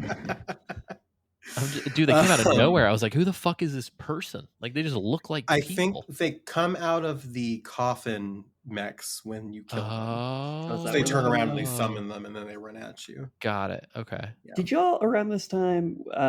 It might have been the order before this when you're like going up the mountain. But when you were going up the mountain, did you see like the giant fucking like jellyfish BT? I saw a bunch of jellyfish BTs close to an area, but I didn't see a big Mhm. one. Oh shit! Not yeah, a big one, just a little there one. was like Oh, a shit. fucking huge one, and I avoided the hell out of it. It was very scary. It like started to like float at me, like the Oh, music shit. kicked in, and I drove away a little bit, and I was like, I thought I got out of its like range, and then I looked back and I could just see that it was still kind of slowly moving towards. Oh, And I God. was like, oh my god, it's gonna follow me for the rest of the game. It's like a fucking I- SpongeBob jellyfish. I ran into a catcher in one of those areas, and I was like, "Where the fuck is it?" And then I looked over, and I noticed one of the fucking. So when the catchers come, you know how it's like all those buildings rise up from the Yeah, ground. yeah. I was looking around, I couldn't see it anywhere, and I noticed one of the buildings was moving. Oh. And then I look closer, and you see these little like crawlies out of it. And it's like a little hermit crab that's like using the building to disguise itself to get closer to you. Whoa. Shit. It was fucking tight. I don't know That's what it looks like awesome. because it Holy scared the shit. fuck out of me. But yeah, it's like a little hermit crab BT. That's That's Fuck, awesome. dude. All right, I gotta. That was engage. later on. I don't know if they show up normally, but I saw one later. That's but, super yeah. sick. As fuck. James, you want to give the big reveal of this dude that we fucking run into after the Phantom Smith? Who do we run into after the Phantom Smith? It's our favorite French man with a weird last name. Oh my god, Oh, is Pierre yeah. Southern next? Yeah. Yeah. I thought we had another get order before old Pierre Southern. That's incredible. Yeah. It is time for Pierre Southern. Really quick, the Phantom Smith tells you about the tar therapist, who is an optional one. but we Yeah, will talk yeah, about That's the right. tar That's therapist what I later. was thinking of. I was like, who's Yeah. who's Yeah, the- I didn't Yeah, go out tar of my therapist is optional. Yeah, I didn't go out of my way for tar therapist. It wasn't until the big fucking haul we're gonna talk about that Yeah. I took a little detour and ran into him. I but- think the I- same. We'll see. I did the tar therapist first because I don't know, I had it in my head that like I wanted to get as many optional connections before I progressed, and so I did go out of Yeah. my way to do the tar therapist. Oh, and Every time I had the ability to do an optional one, I did an optional Yeah. one. So, Yeah, the tar um, therapist is above that mine, right? Mhm. Yeah. One of the, like, Yeah, which is ridge- a special alloys mine, I think. Oh, Mhm. nice. Which I never needed special alloys really. Like, Yeah, I what is always that had even plenty. for? Isn't it for maybe Uh, items? For monorails, yeah. Oh, got it. Resins and alloys. The president also calls you again on his private line, Oh, fucker. and says that the APAS says that Charlie's credibility has dropped, and he thinks that he may not even exist. Okay. Interesting. And it's just like, I don't fucking trust you, you piece of shit. Yeah. We're headed to Pierre Southern, right? Yeah, Pierre Southern down in F6. We're going to F6, the Southern South Knot or South Fort Knot City or whatever the fuck it's called. Yeah, I don't It's know. got one of those names. It's in the south and it's a big It's city. in the south. Yeah, South somewhere. Fort Knot. We have to deliver the chiral field controller prototypes, by the way. Nice. For anybody keeping score at home. Yeah. I like to imagine somebody's got like a baseball scorebook in their lap and they're like putting down little numbers. Yeah. I feel No, like Pierre's I so often know what I'm delivering. Like I am just not taking that information. Is Yeah. it breakable? No? Yeah. Okay. Is it Does it gonna need to get emit there VOG? fast? Like, Yeah. Yeah. Can I just say I hate the orders where you have to dispose of something because I forget and I come back with it and they're like, Yep. bro, They're like, we we don't want asked you to destroy this. We this. asked you to get rid of And it. I'm like, oops. And then I just Yeah. stand in the parking lot shooting it with grenades. Fucking Kate Siegel over at West Fort Knot has a bunch of those. And I'm like, stop telling me to destroy shit, girl. Like, let me live. Can you throw them into the tar or something? Or I think so. Yeah. I don't know, though. I just shoot them. yeah, I was gonna say I literally just park in front of the town Yeah. and just shoot them with Yeah, grenades. no, same. They take a Golly. lot of them. Some of those boxes take like 4 grenades. They do. I've also definitely made the mistake of like not thinking it through and shooting the box with the grenade launcher way too close to myself. Just Sam flies back. I like to imagine What? somebody's watching over the like through the security camera, just being like, "What the fuck is this guy doing?" I wonder if you could die on purpose around them and just void out your packages. Oh yeah, what happens if you void out near a civilization? I don't know. There's only one way to find I was gonna out. say. Free bird, yeah. Just put the packages that need to be destroyed in a truck and just jump the mountain. Them Duke boys are at it again. Fucking right. You got to say again.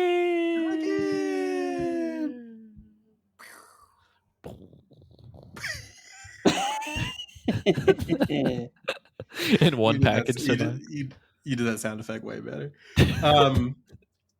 I don't know why I went the way that I did, but I went up and around to F7 and then past that Southern Environmental Observatory to get there. I might have gotten turned around, but I wound up going up that way. It is extremely eerie. Yeah. Wait, which one is? I'm trying to think of where that is. Is the southern one? The southern one's not the one south of the government, is it?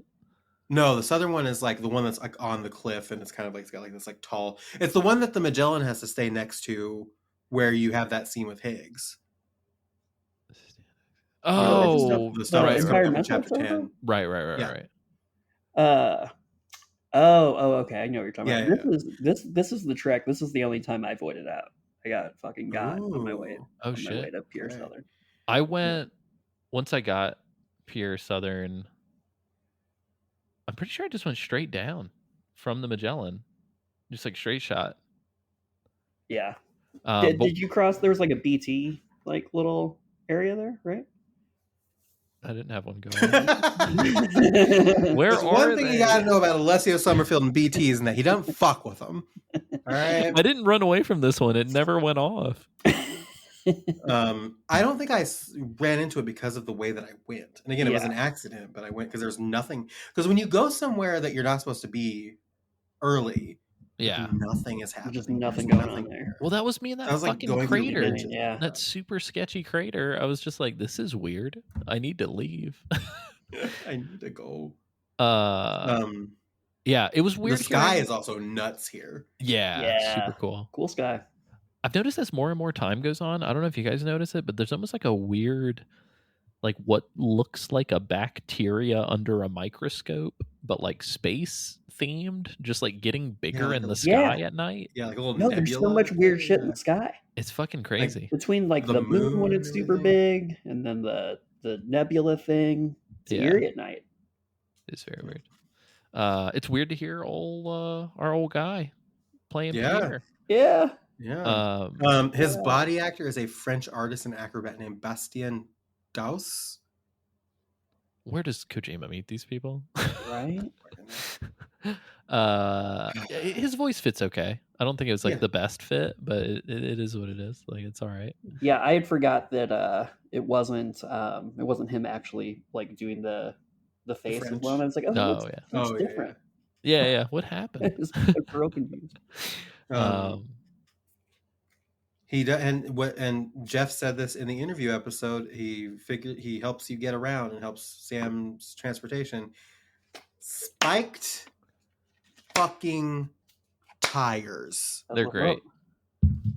Now the truck is the truck of my dreams. up. Yeah. Oh pretty great. god, they're just grippy and they let you get up slopes that you weren't able to get up to before, and it makes like traversing in the truck so much better. Yeah. You can also throw them on the trike, can't you? I think the it's a- trike it's a kind trike, of yeah. has Or does by it just have it default by like default? interesting. Yeah, I think like- it's just for the truck. The front ones like spin. and Yeah, become- the one thing I it hate about always the does that, I trike guess, is then. like it does this little like boost thing. Like if you're Yeah. gunning the engine and it's like only every so often. It's like every like second or two. Yeah, I but- know what you're talking about. Yeah, no, Pierre Southern's great. This is one guy if I do go back and do some shit after all this stuff. It's going to come up in our coverage, but there's a certain point in this game where it really does feel like you're fucking going 100 miles an hour down a mountain. where you're like, oh my god, these chapters are fucking blowing by and crazy Yeah. shit's happening, and I can't put it down now. Why would I? That's crazy. Oh, real quick, I just saw this in my notes. I totally forgot to mention it. At the part that we just covered where you go back to Mother Base, Mhm. Dollman has that real ominous line when you step out. Mother base. Sorry, Or did I say DHE. Mother Base? you said What's it Mother called? base. It's What's like it a called? mini Mother Base. Yeah, Magellan. it's literally a Mother Base. Yeah, the Magellan No, base. no, I don't Oh, mean the Mother Magellan. I mean Base. like where the doctor The is. Motherhood. Yeah, The yeah. Motherhood. Thank you. Yeah, when Yes, you okay. take Hey, Rainey Mother there, Base, I'll take it. you step out and Dollman's like, huh, snow. Yeah, yes. And I'm You're like, like, what the fuck does that mean, Dollman? What do you know? Also, did they explain the snow? Because I was very confused by the Nope. snow. It's I just don't snowing. think so. Interesting. The I was snow- like, the snow there did I now. look away during a Hey, cutscene? hey, hey, Like, hey, what? hey, Alessia, come here. Lean in for me. Come here. Ready? Chirality. Got it. Take those. Thank you. You get a call from the president on his private line again. He has discovered that Bridget is the source of Charlie's funds, that all of the money for Charlie is coming from her accounts, and that means that Drawbridge isn't a civilian operation, and that if word gets out about this, that Sam's attempt to connect Australia and Mexico could be seen as an expansionist effort. You don't fucking say. Yeah, interesting. Though he's not wrong, but it also feels very intentional. He's saying the right shit the wrong way. Yeah, That's he right. sounds like fucking G-Man sometimes. Yeah. Like, I'm just Ooh, like, yeah. you're an alien pretending to be a human being. Like, what is Yes. happening? I also still don't like his big ass neck brand tattoo Yeah. thing. Anyway, yeah, I'm trying to remember. Does anything come up before they say what they're gonna say? Which is Pierre Southern's like, or I guess it's Charlie is like, yo, you got to accept this order where you have to go all the fucking way across the planet to get something and then bring it to F7. Is there anything that happens before that? I don't think so. There's a conversation about with Hartman about BB00. Yeah, where The you're core like BB back squad. in the Oh, right. Yeah. Yeah, is there so anything Hartman, there? Super. Yeah. Go ahead. well, so they kind of explained that, like, so BB00's whole purpose was that she was supposed to be a core bridge baby. And so the idea was that they were going to use one baby to connect the whole of the network, but they did a bunch of experiments and that didn't work. So they went with 9 sacrificial BBs at multiple points and then put Lou into storage, put BB00 into storage. And Dollman is just like, could it have been to hide their experiments, or maybe they had a hidden agenda for it? And then there's like this weird conversation where Hartman acknowledges that, like, he likes the springs at his lab, and so his VR, makes Sam's room his like lab. And Which the I still don't understand how he's like touching and manipulating things. I guess Same. it's very Very weird. confusing. He says he likes the hot springs at his lab, and then he looks at the hydrolysis and said, but that isn't my favorite part. Ooh. And then the hydrolysis and him give each other a thumbs up. Yeah, and a knowing look. And it's a fun Easter egg because obviously, like, in real life, the actors are married. But, like, is his whole thing not trying to find his wife and kid? Yeah. So, like, is Hartman getting some strange on the side from the puke lady? Yeah, I was Is that wondering the implication here? I thought it was, and I was kind of like, oh, like maybe it's easier for him to like take on this like full beach mapping project now because he's like maybe moving on a little bit. Like maybe he's accepting. Yeah, but I also had the same thing where I was like, Hartman, what are you doing? You have a wife and a child to find. Also, straight up, I'm gonna be honest with you. Can you imagine if you're both suffering from something where one of you fucking dies after 21 minutes and the other one pukes after 21 minutes? Can you imagine having sex? Oh my god. What a That's nightmare. horrible. What a nightmare. You have to be What if very he like careful. dies inside of you? He dies inside of you. Oh, I will say, this is very real. Long time back in the day, whenever I was in an inventory control manager for this store, one of my, I don't even know how to say it. One of the people I managed. I feel like everything else sounds fucking dehumanizing. One of the people that I managed, he pretty regularly would have seizures and that he Oh, took shit. medication for. And I kid you not, just because we would like as a group go get drinks or go get dinner or whatever from time to time. I was talking to his wife, and she was like, she goes, No. "Yeah, he definitely had a seizure while we were having sex one time." And he's like a big dude, and he was like on top of her, and she was just like, it was the most fucking terrifying thing. That's so scary. Yeah, I was like, I cannot even imagine. Talk about like a thought that I've literally never had in my 30 years of existence until this moment. Holy shit. Yeah, that's got to be traumatizing. Whoa. Yeah, how do you That's even fucking- how do you even have sex again after that? That's wild. I'd be so afraid. Yeah.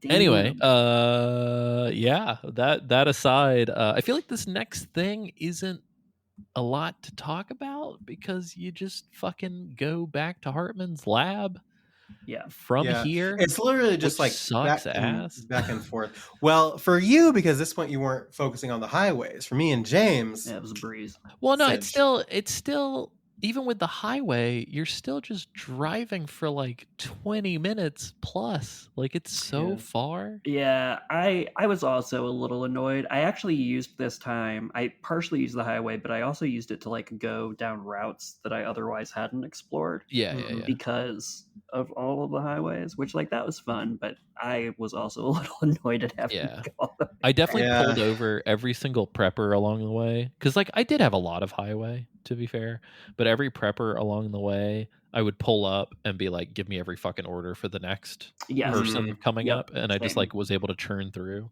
Did you guys get attacked by the motorbikes from the fucking Ghost Yes. Hunter thing? Yep. One single time, and it never happened again. It happened to me I've- twice. I happened to me 3 times. Is Oh, it wow. always in the same place? No. Interesting. It felt I random can't to me. imagine. Yeah, for It only me, happened to me once. Yeah. for me, on the way there and on the way back, I was on the highway. Yeah. In the water between F4 and where the side quest takes place. Yeah. And that's where they attacked me both times. Mine happened. I had made it back to F2, and I was on the highway that like cuts through that mine that's also an enemy base. Yeah. And it was like Mm-hmm. right before I got to the enemy base, they popped up. Gotcha. Oh, which direction did you Mine guys was go? literally like right at the start of my section. Like as soon as I got on the highway, by I think it was like by F4. I want to say. Yeah. Oh, interesting. Okay. Yeah. Yeah. So it sounds like Lily, you went F4. Went south and around. Yeah. and Yeah. back up, yeah. And then James, is right that what before you the mine that is also an enemy base, like I veered off and then went up to get to its lab. Yeah. Oh, that makes sense. This was the point in time that I went and did some stuff with the fishermen. So I cut around the mountain and down into the crater and then Got it. popped up where the musician was and went around that way. I kind of expected at some point that like near the Motherhood where there's that huge fucking crater that you would go over in that area, but like I have yet Yeah. to, so I kind of want to go out there and just see I what's up. think I'm also going to check that out. Yeah. But yeah, I got a bunch of shit done, side stuff. This is around the time that I got like Mechanic and Motherhood and all those people pretty maxed out. Did you guys get the Motherhood add-on where you can come back to life without voiding out? No. Yeah, the auto resuscitation. Yeah, if you get the star. Oh, right, yes, I did. I did get that. Yeah. Yeah. I was like, I don't know if I would ever waste space on my backpack for Yeah. this, but like, it's kind of neat. Yeah.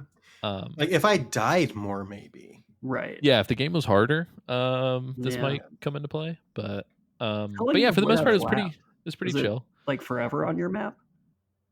The void out. Yeah. Yeah. I think mine eventually faded away because Oh yeah, I guess I do because I'd noticed that when I was doing some Yeah, stuff, that I don't know if mine did. mine were gone. because it's on your map for quite a while. Yeah, it's that's like a what I thought, handprint. Yeah, because the avalanche didn't count as a void out, so like I didn't have a Yeah, crater. that's true. But yeah, I don't There's know. also This is very before we zen. go on to the next mission though, before this part, there's also another flashback where Neil, at least I got one where Neil walks into Lucy's room and she's like, "They're after my baby." Yeah. You're Oh the yeah, father. I remember that. Yeah. Yeah. And then The best thing we get is that Sam has like this kind of mildly disappointed reaction, and Dollman says fucking nothing. So again, Oh yeah. what are we doing here? So Um, sus. Does anybody say anything yet about? No, I'm trying to remember if that happens here. No, yeah, it happens in right after episode 11. Never mind, I almost got ahead of ourselves. So this whole thing, you have to deliver these chiral cyclotron parts and special materials to the Magellan. Yep.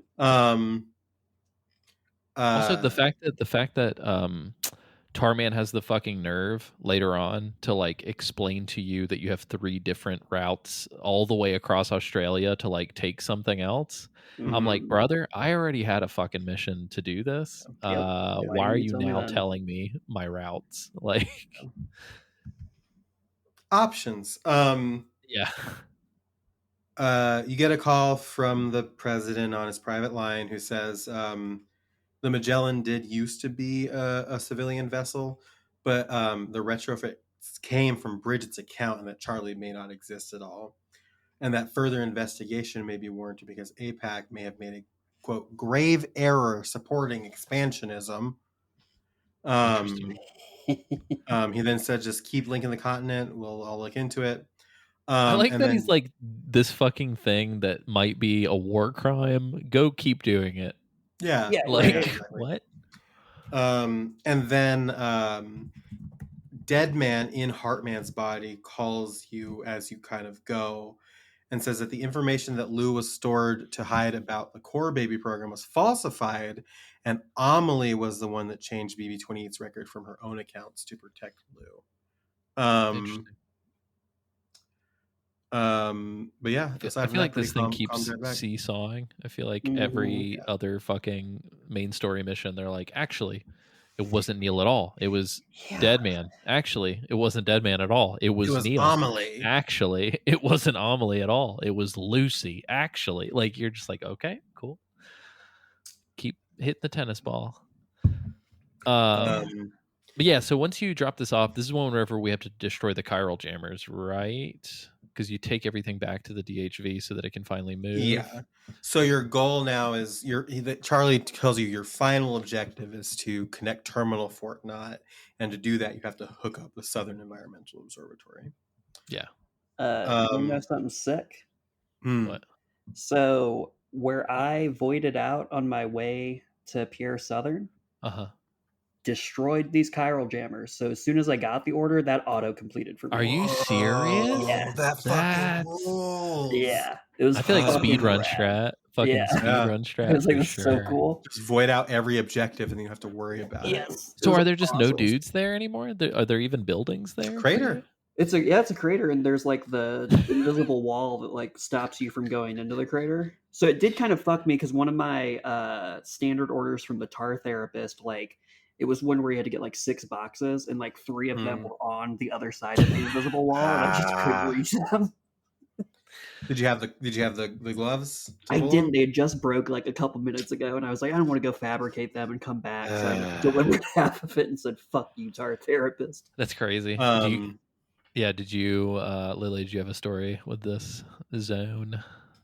No, not really. This is when I took a detour to go connect the tar therapist. Oh, Though okay. I will say, after my resting after this conversation with Charlie's when I got the Dollman nightmare in the pod. Oh, interesting. I think that might have been the same for me. I think it was where around he's this time. Where he's in the pod. Yeah. Yeah. Have y'all gotten the Dollman dance party? No. For a second, I thought you were going to be like, have y'all gotten the doll man pregnant? I'm not going to spoil it. Everybody should play the song Horizon Dreamer in the private room. Oh, no. And just watch what happens. Okay. I feel like now I really want to see Doll Man with a still baby. I'm gonna go ahead and put this out there. This Destroy the Chiral Jammers mission was my fucking Mission Impossible 2 moment. Like, this was my fucking James Bond Like Yes. this, well, so technically this wasn't the most insane thing I've ever done, which is coming up on our next recording. But I was like, you know what I'm gonna do? I'm gonna drive a truck to the very top of the overlook, and I'm gonna park it, and then I'm gonna get out, and I'm gonna use some tools. I literally rappelled down the side of the fucking overlook, Yeah. and no one saw me. And I ended up destroying the 2 Carl jammers, not being seen. I only incapacitated 3 people. It Whoa. was sick. I was just like, Oh, as I'm nice. walking away, I'm like, well, so I had to ditch my shit though. So as I'm walking away, I kid you not, I had to walk all the way to F7 with nothing because all my shit was on top of the cliff overlooking. Oh my god. It was so funny. So it was just a very quiet walk, and I dodged all the goddamn robots between here and Nice. there. Did you guys run into those fucking groups of mecha that were just I went chilling? around them. Okay, I went cool. around them too. I saw them Yeah. circled up, and I was like, I ain't fucking with that. Yeah. I thought that you had to deal with them, and then as you approach, Tarman calls you, and he's just like, "You can either deal with them, we can provide support, or you can just ignore them." And I was like, "I'm gonna ignore them." And then you have to. Then when you get up Yeah, to then you do have to. the base, you have to fight Which that army fucking up there. sucked ass. Yeah, we should talk about that then. Yeah, I mean, it was just you show up, and then a bunch of the mechs appear, and you have to fight them. I think you technically deliver your shit, don't you? No, you're about to, and that doesn't let you connect it. Oh, that's right. That's right. Yeah. And then something else happens right after you connect. Yeah. So nothing too crazy. It was a little bit more hectic because there were stronger mechs in mixing with them, but it wasn't too complicated. Yeah. This is where the Mad Max Exploder you guys showed up for me for the first time. Same. Yeah. As you try to connect the so here's the fucked up part. Or do you connect you the do observatory? connect them, Mhm. and then nobody fucking Right? shows up or says anything. Nobody helps you. Yeah, they don't It's even 'cause come they're over all- the fucking intercom to be like, "Bro, are you okay?" Like, Right? Yeah. Yeah, like pull your hologram up and be like, "Hey, stop that!" Like, something. Tim Robinson's hologram. Hey, stop it. Yeah. This is such a cool scene. It's very cool. Higgs shows up, and Dalma is like, "Look at that guitar goblin." My favorite line in the whole fucking game is "Guitar Goblin." Yeah, for a What did second. you say? For a second, I was like, "Do I like Dollman?" Yeah. Yeah. But here's the thing, is that like it's kind of wish fulfillment in a way because he goes, "You look at that guitar goblin," and then Higgs just like punts Dollman across the fucking So room. good. I was hoping that was the end of Dollman. Yeah. Like, And then that's Higgs now can shoot fucking eternal flames from his guitar, pretty and he's sick. just burning Sam. It's like with this- napalm too. It like sticks Yeah. to him. It's Mhm. fucked Yeah. up. Well, he fucking dies. Yeah. Also, And then he comes I have back. a bug fucking bear on this. So like, About why doesn't he void out every time he dies? 100%. Why does he not Yeah. fucking void out? Number one. Number two. Why aren't we getting like his hair fucking burning Yeah. off or like Yep. his skin fucking? I did love that. Too scary. You get a little MGS4 fucking microwave hallway action where it's just like Mhm. press square to fucking crawl like a piece of shit to the door. Oh, but if you liked that, well, Yeah, but no, I avoid. So, also, and this kind of goes to what we were talking about with I can't remember if we were talking about this on mic or off mic with the. Oh no, it was off mic, but we were talking about how it's fucked up that like at least as far as we've played, there's never been like a subversion of the population count whenever you go to these places. So this was another missed opportunity. Every time you die, why didn't they do anything progressive with the baby in your body? Like each time they do, They do. but it cycles. No, I know, It but cycles through 3 different ones. but it's the same shit that happens when you normally die. yeah, It's not yeah, like yeah. unique Yeah. to this. And so it's like, this is the first time I saw the one where it like kind of like lunges at you and screams. yeah, I did see Yeah, that one. That was the first time I saw that one too. But it's And like I there's think just it like was an the first time I saw it opportunity. that had the gold tears instead Yeah. of the car tears. Yeah, I mean, we also to be fair, none of us really die a whole lot in That's this true. game. Yeah, Yeah. that's also true. But yeah. no, I But wanted it's- something fucking crazy to happen with the baby. for One, sure. it's like Kojima knows you're gonna die at least like 3 or 4 times. Yeah. So like, why not do something that's like incremental and adds to the fear, right? Yeah. It's like Yeah. maybe the baby looks fucked up and it's getting worse each time or Yep. something.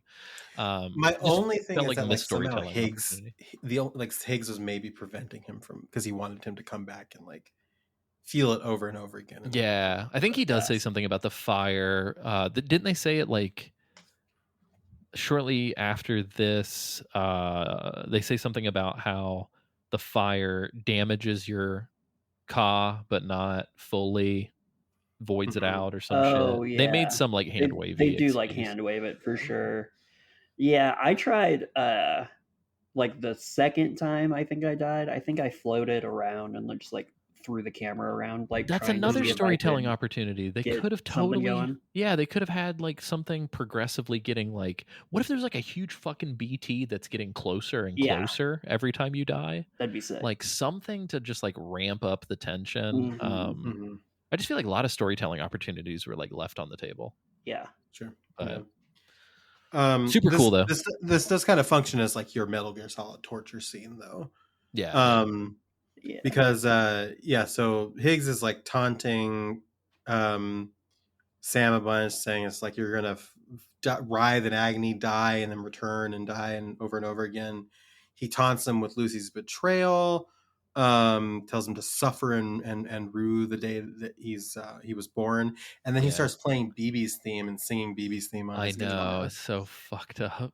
Real. And this fucked up. prompt pops up, and it's a button mashing prompt like the torture scene. It says force yourself forward.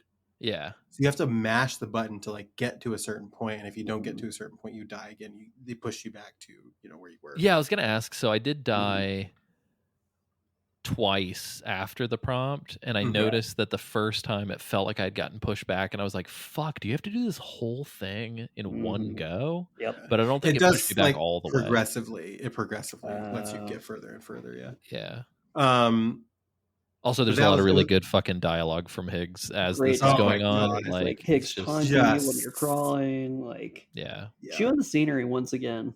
Again, he says he's just like with his little accent and just kind of going for it. Again, Troy is doing really good in this one. Mhm. I'm surprised none of the ladies come on the fucking radio to be like, Sam, no. You Right? know what I mean? Just some shit. Yeah. Like, give me a fucking Otacon screaming or Yeah. something. Like, Yeah, the sparing times that they like call on the codec. yeah. Like it it's only happens Yeah. like 5 or 6 times throughout the game. I'm like, they could have used this more. I feel yeah. like they used it way more in the first one. Oh, yeah. Yes, a for lot sure. more. But yeah, eventually you make it past the doorway, and then Fragile rides in on a motorcycle with Tomorrow kind of in tow. And then Tomorrow kind of like spars with Higgs while Fragile checks on Sam. And that fight that they have is also just like really fucking great choreography. Yeah, that yeah, fight yeah. too. I love What that the fuck Fragile's is like, this dress that Tomorrow's wearing? Like, Yeah, what outfit yeah. they put her in for this? she puts it on whenever she's ready to fight. Like, Yeah. that's Yeah, pretty it's her much battle. it. It's her, Like, it's her battle dress. but it's super weird because Um, Fragile just stands over Sam, who's fucking immolating, and she's like, "Sam, Sam, what's wrong? Are What's you wrong? okay?" Are you choking? Are you choking? And I'm just like, "My sister in Christ, like, get thee to a nunnery. Like, this motherfucker is melting." But yeah, Tomorrow tries to go for Higgs's gun, but she misses. And he looks like he's gonna shoot her, and then the Magellan shows up and like rains fire on him, and he like yanks a lock of her hair and takes off. And Tomorrow then goes to help Sam and tries to like accelerate the fire, but it's everlasting fire. It's like pulling on the the chirality in the air, and that's why it won't go out. And so they're freaking out, and then Rainey comes out, and then does the core fall and like puts the fire out and saves Sam. And then this really great picture of the four of them hugging under this rainbow. Oh, I love that. Yeah. That's a great, really nice. Yeah. great shot. They're just like you know? embracing him. Yeah. This is the moment. So for a second, I thought maybe we had accidentally skipped over the episode 10 title card. No, we're not there yet. Because for whatever fucking reason, like, I don't even think I noted what happens except for after the delivery. Because I have listed here deliver network stabilizer to F7 from Hartman's lab, parentheses, woof. Yeah. Well, this is when they finally tell Sam that Lou is Yeah. dead. Yeah. And he's and this is the kind of like the unbelievable part, because it's just like everybody's been saying this and like he should know this, and it's kind of weird vibes here. They explicitly like show him the It's so- pod. It's the so fucked up sad. pod from when our when mirror. fucking Sam tries to show Dahlman the pod, and Dahlman's like, "Yeah, dog, I see it. It's fucking empty." Yeah, and then you get Fucking the like broke my Memento heart. style. Like he looks at the photos and It's like, oh. notices. Yeah. Yep. But it's like There's like some it's not a supreme twist. denial. It's not a twist for anyone, but it's Mhm. presented as if it's supposed to be this like shocking It's moment for so us. fucking silly, and it would have worked if they didn't like immediately tell you that Lou is gone and there's nothing in the pod. Totally. Yeah, they tell you If we so just many were times. if we were just led to believe that Lou was actually there and all this other stuff, like I mentioned, I think last episode, that the reason why I didn't care about checking on Lou because I knew Lou was gone. There was Yeah. nothing in the pod. They telegraphed that really early on, and it's just like, and they say it explicitly very early on as well, and it's just like, if he would have been able to keep that under wraps, this would have worked. Yeah, But yeah, because yeah. he didn't, and because we've known this the entire time, it's just so silly. It's stupid. Yeah.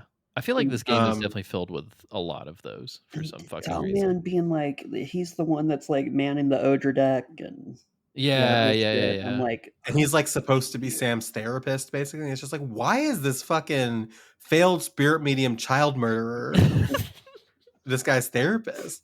Like, he killed his daughter. He got his daughter dead. And you think the guy who got his daughter dead is going to help the other guy that got his daughter dead? I don't Right. think so. Also, you're trying to tell me in this fucking land where every prepper is some sort of super specialized scientist that you can't find somebody who specializes in therapy to call Sam every Right. once in a while? Right. we only have tar therapists Literally. in Australia. And, yeah, tar therapy. Yeah. Yeah.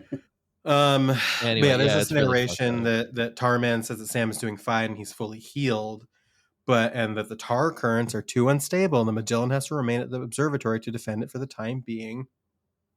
What? Oh yeah, don't we then have to fucking literally go all the way again? Mm-hmm. Which this one you can just do a transponder for, because I think you're just picking something up.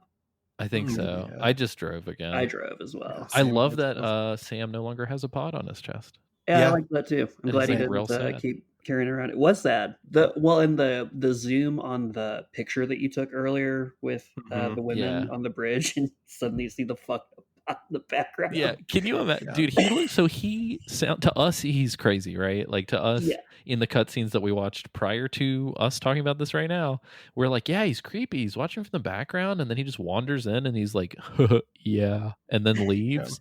Can you imagine how much creepier that is if the dude is wearing a bloody pod with a hole in it?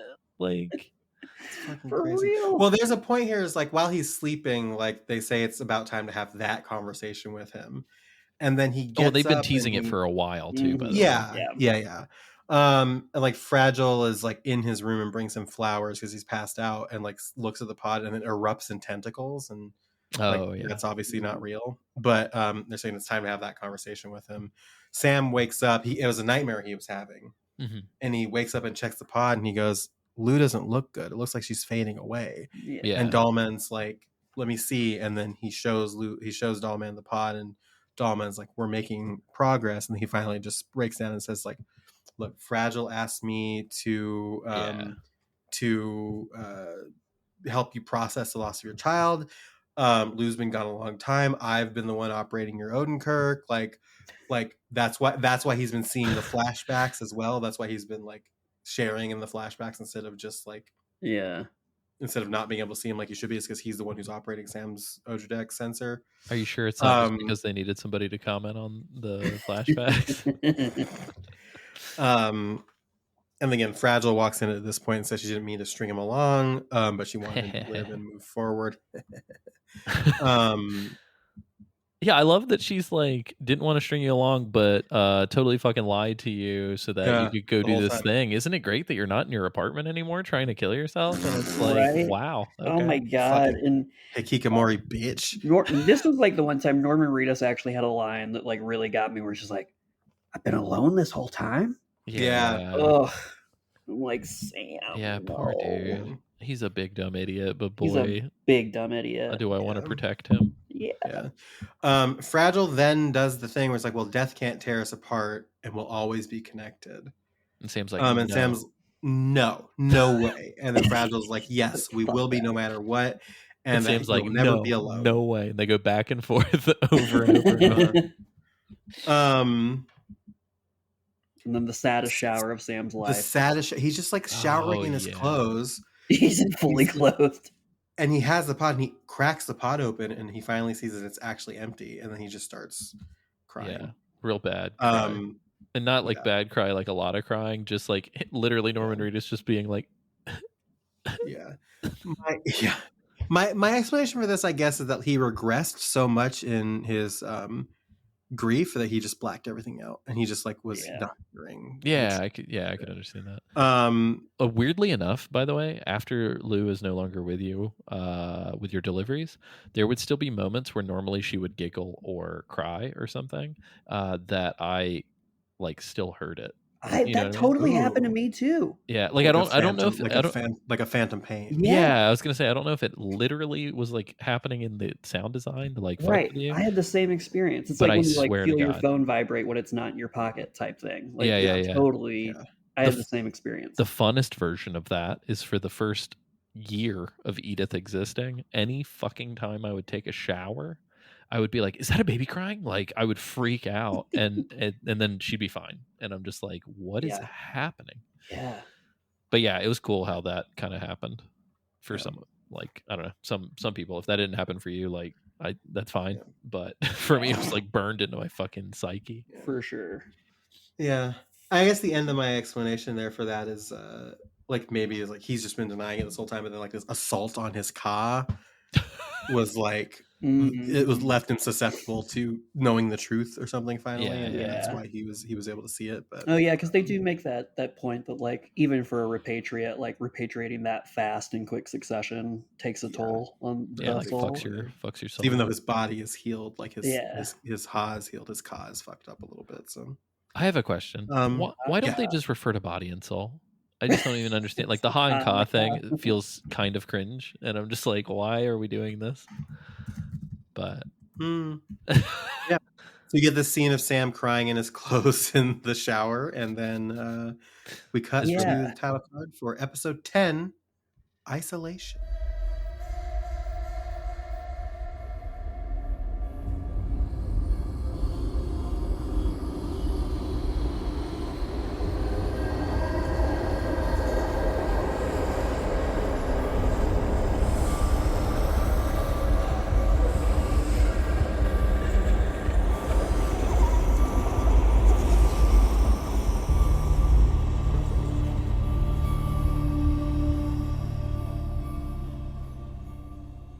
I guess that it's based on an ancient Egyptian belief, where it was the ba and the ka.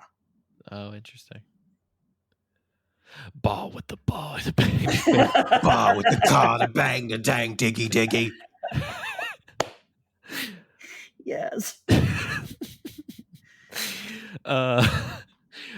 This episode only has like one delivery, right? Yeah, not a lot. Like we can really, because I don't know that like this was when I got the Headless Riders was doing this. It was like so maybe right that's along what that I'm remembering. Yeah. But they make but yeah, go there's so fucking far so many times in quick succession, and I'm just like, yeah. But for me, it was really just highways. I don't think anything really special happened aside from me running into the Headless Riders here. But it was mostly that for me. I was picking up orders as I went, and then spots where I didn't have a road, I was trying to grab resources so that I could fill those gaps.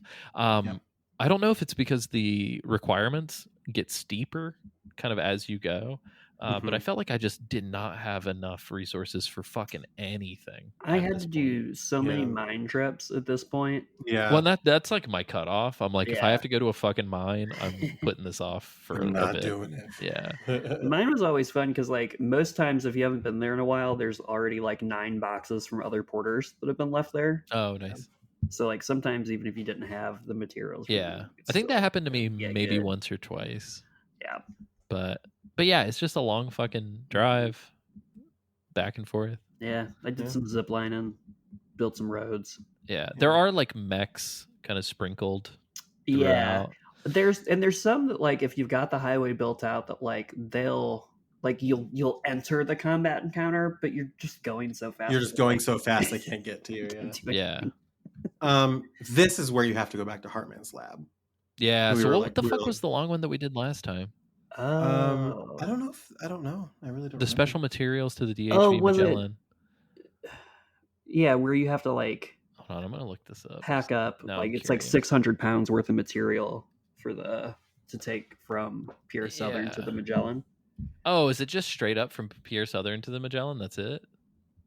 It might be. Yeah. I don't think Okay. It was just like, yeah, you're right.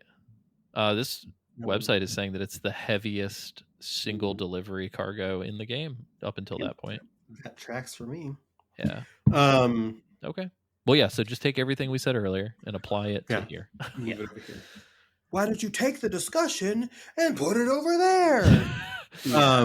This So the beginning of is this- when I finished the Fisherman, Oh, Yep. nice. which we'll Okay, talk gotcha. about later. But yeah, so Sam's laying in bed and Charlie comes on the intercom and asks if he's ready to finish connecting Australia. And then Charlie like hypes him up and is just like, you're the only one who can do this. And we have to go all the way back to Heartman's lab without transport. So we're very excited about that. I like that they're just like, he's the only one, right, guys? Right? Wink, wink. Right? You're the only one. Yeah. And then here's where you discover like you can't check on the pod in the room anymore. It's just hanging there. Yeah. And he also does not bring it with him anymore. So that's kind of sad. Do we want to connect everything to the chiral network? Because based on the DHV Magellan's track record, I feel like it's spotty at best. Right? Because like I feel like this motherfucker can never go anywhere. Yeah, Yeah. like, we're just fucking the tar currents up. Yeah, Yeah. but yeah. Anyway, yeah, it's what we yeah. talked about. Whenever you deliver, it's technically very close to F7. It's just like in a crevice, sort of. It's like a Yeah. canyon that you have to drive through. I thought the canyon was kind of neat. But then we drop it off, and I can't remember. There's definitely a cutscene that happens. I think you hear the rumbling. Yeah. Of- Well, you drop it off to Bianca North Great name. at F7, who is Pier a Southern, fragile Bianca. fangirl, by the way. It is so irritating to me that everybody knows everything about everything. Like everybody's like, yeah, Higgs guy's a real cocksucker. You should shoot him with this next time. Oh, I remember Fragile Express. I always wanted to work with her. Yeah, and I'm just like, this sucks, dude. Like, Yeah. make I'm the like, world okay. bigger than this, please. Yeah. It's the Star Wars problem, right? Where Yeah, everybody's 100%. telling everybody. Star Wars problem. Also, what's Um, happening? Is this crazy shit happening that's like hyper confidential, and then somebody's tweeting about it? Is that how everybody knows? Right. SSS, baby. Let's Dollman, go. Dollman's just posting dick pics, and he's Oh my like, god, yeah. Fucking Dollman's got a burner account on the SSS that he's just leaking. yeah. But yeah, so you get the quad rocket launcher here as well. And then you get some rumbling, and then Dollman says it's time to confront Neil one last time. It's like, Yeah. oh fuck, okay. And then you walk up to the tar wall this time, and it kind of like parts. Yeah. And the figure that walks out this time is Lucy, who is pregnant in a little tar form. It's very Shadow of the Erd Tree coded yeah. whenever it opens. Yeah. Yeah. And then it starts closing in on him, and he gets raptured. And then we will go into next time, episode 11, Quake. Yes. So Fuck yeah. That's where we will end our coverage for this week. With a 9 Inch Nails soundtrack whenever episode 11 starts. Yeah, fuck. So so timely. I've been listening to so much Nine Inch Nails this last week. I noticed, I don't know if you guys noticed this or not, but I wanted to bring it up. I noticed that every single time Sam enters a tar gate, he gets pulled up. Yeah. Oh, not yeah. down. Because like Good the point. very first one, he like walks up and then like Tar Sam hugs him and shoots up. And then when Neil is in his little suit or whatever and he shakes his hand, he also pulls him up. Yep. And then in this situation, Sam just like gets ripped up as Yep. it's closing. Why do you guys think that is? Because I feel like weirdly enough, like instinctually, I feel like it should be down. Like he should Yeah. be going down into this. Like I where f- the fuck is he going? Well, up? I feel like It's going to Nirvana, obviously. But are people seeing him like I in feel like the it's got to sky? be like a beach, right? Because like the Strand people are like in the sky too. Yeah. So I'm like, we're going up to where the Strand people are. That's kind of how I was taking it. Yeah. So are we on Neil's beach and it's just real fucked up? Well, we shall see. Maybe Yeah, we'll find sure. out. Go to Neilvana. Neil Bega. Rent your Neils from Nirvana. Yes. Shall Yeah. we read our last letters for this episode? Let's do it. Lily, do you want to take it away? Do it. I will. We have an email here from Johnny Flores Jr. Hello, Alessio, Lily, and James. It's me, Johnny Flores Jr., the host of the Gamer Zaddies podcast. Oh shit. I'm writing to you on my private line. Are we being propositioned for the Zaddies? We might be. Long-time listener, one-time call-in, last finale, and first-time write-in. That's actually kind of wild that Johnny hasn't written in before. Yeah, it's true. Before, like, more than this. But I'm glad to see and hear you return. This podcast came into my life at several points, first during lockdown, then before becoming a parent, and finally after being a father. Not only am I listening to this podcast, but so is my daughter, Roxy. Oh, hi, Roxy. I think that might be Roxy. child abuse, Johnny. It might be We child say abuse. some Roxy, pretty fucked up shit. Roxy, see something, say something. You know. I wanted to share my thoughts on what this podcast has been for me. It's helped me during some dark times, helped me become more of an outgoing person in regards to socializing outside my comfort zone. And the show even helped me start my own podcast. Hell yeah. I was one of the bastard Metal Gear podcasts, Metal Gear Resurrections, you son of a bitch. During your hiatus, LOL. I knew I smelt a little stank on it. Yeah. To which it's helped me create and spin off into an entirely new podcast, Gamer Zaddies, with Mr. Cropes. That's Adam Hilton, listener and friend of the show. Lily, and, did you know about this? I did. Oh, I shit. did know about this. Okay. Yeah. And Elliot, who is Adam's friend from real life, and also little bitch, Adam will love it. Got to carry it over. Fun fact: me and Adam do a different podcast. Yeah, I don't know if you've ever plugged this before. I don't think I have either. It's on my link tree, so I think I just kind of leave it to there. But we do a podcast that is pretty similar to we took the Metal Gear formula and applied it to Panic at the Disco. It's called Adam and Lily ! At the Disco. We've been doing it for about 3 years this October, and we're just about wrapped up with Panic. Once we're done covering all of our Panic at the Disco stuff, we're going to take a little bit of a hiatus, and then we're going to come back and do like the same thing, but just with like music of the era instead of like a single band. So is, I'm very is that excited. when you're going to have the new theme song? Yes. You were talking to me about? Okay, sick. Yes. So when that happens, I will let everybody know. But yeah, it's Adam and Lily at the Disco. It's on all the platforms. We also and on YouTube as well, so please check it out. I do it with Adam. Elliot has been on a couple times as well. But yeah, but this isn't about that. This is about Gamer Zaddies. I will continue Johnny's email. The voices for MGM have helped me countless times on my listens and re-listens of past seasons during my long car rides to work, trying to work on chores at home, and quiet times with my daughter while we play Play-Doh or toys together. I love that your daughter's just going to start to instinctively associate our voices with playing with toys. Yeah, love that. Your voices have been in my life now for close to 6 years, and I'm both very happy and excited to hear and see Patreon $10 a month. Johnny, there we go. You return. I wanted to share my story and tell you how much your time and effort is greatly appreciated by this listener. With love, Johnny Flores Jr. P.S. As you get deeper into Death Stranding 2, does this game feel like Metal Gear Solid 4, but more ramped the fuck up with crazy and zany? I feel like Kojima just says, you thought MGS4 was, as you get near the end of the game, I feel like Kojima just says, you thought MGS4 was fucking crazy? Hold my beer, bitch. I've been feeling it. A little bit, yeah. Well, we talked about like it's like the microwave corridor scene in this episode. Yeah. So big time. Yeah. Not in a bad way either. Non-derogatory. MGS. Yeah, non-derogatory for sure. But yeah, go listen to the Gamer Zaddies with Johnny, Adam, and Elliot. Go listen to Adam and Lily at the Disco. Continue listening to Metal Gear Mondays. It's all dope Yes. stuff.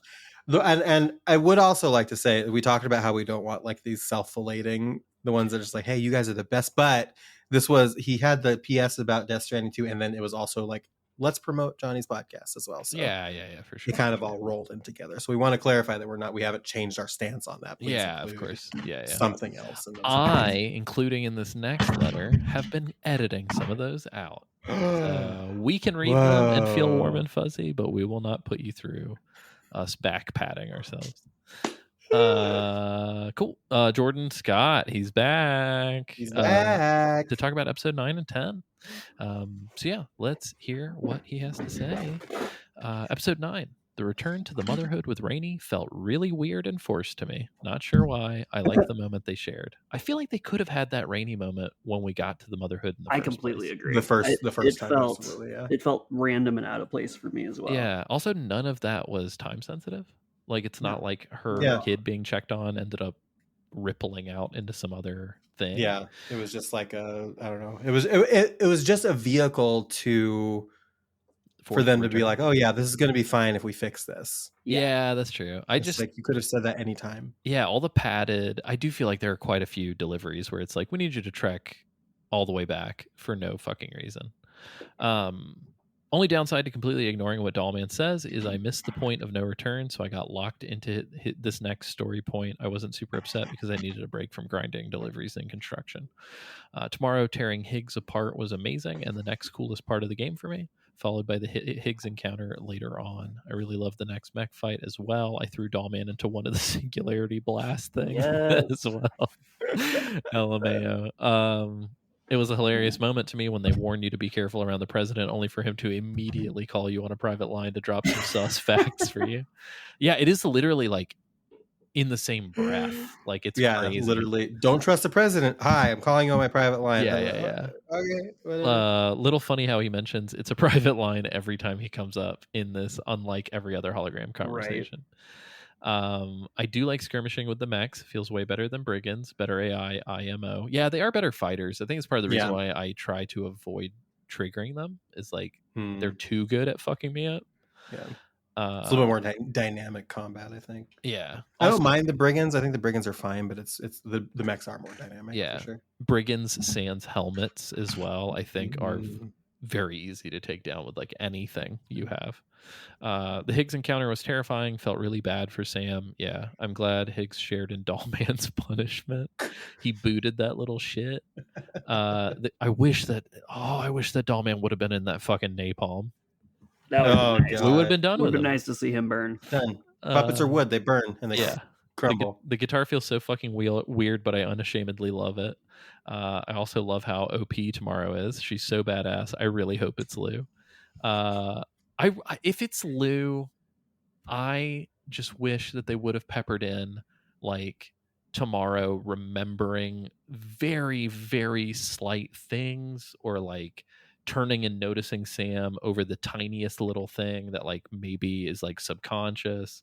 Like, I get she was a super, super young kid, but like I feel like I guess like if you think about it, it's like they did do the thing where she remembers raindrops, and it's like the song that remembers. That's true. That's true. They did do that. So if that is the case that she is Lou, then they did kind of put some stuff in there. Yeah, I just kind of feel like there just wasn't like, there's that stuff, sure, but I just like, I feel like there, as somebody who has a kid, I just feel like there's this weird, like, I feel like if I hadn't seen my kid for 20 fucking years and she shows up older, even if I don't know who she is, I feel like I like to think that you would be able to like feel like somewhere deep down that there's something special about this person. Yeah. I think also the thing that you're also gonna sort of realize is that like she would look like you and or Kristen. That's true. And so there's like a connection of familiarity there. Whereas like the one thing is that like, I don't think like, well, we've learned here that like Lou is not necessarily Sam's kid. Yeah. Biologically. That's true. Right. Through all the stuff with Neil and everything like that. And so like would he recognize Yeah. somebody That's that a good doesn't point. look like That's him? true. I just feel like the romantic in me is like love Yeah. transcends. Like, Yeah. but anyway, Sam also just doesn't show any fucking emotion for the most simple Yeah. shit. So that's Not fair. at all.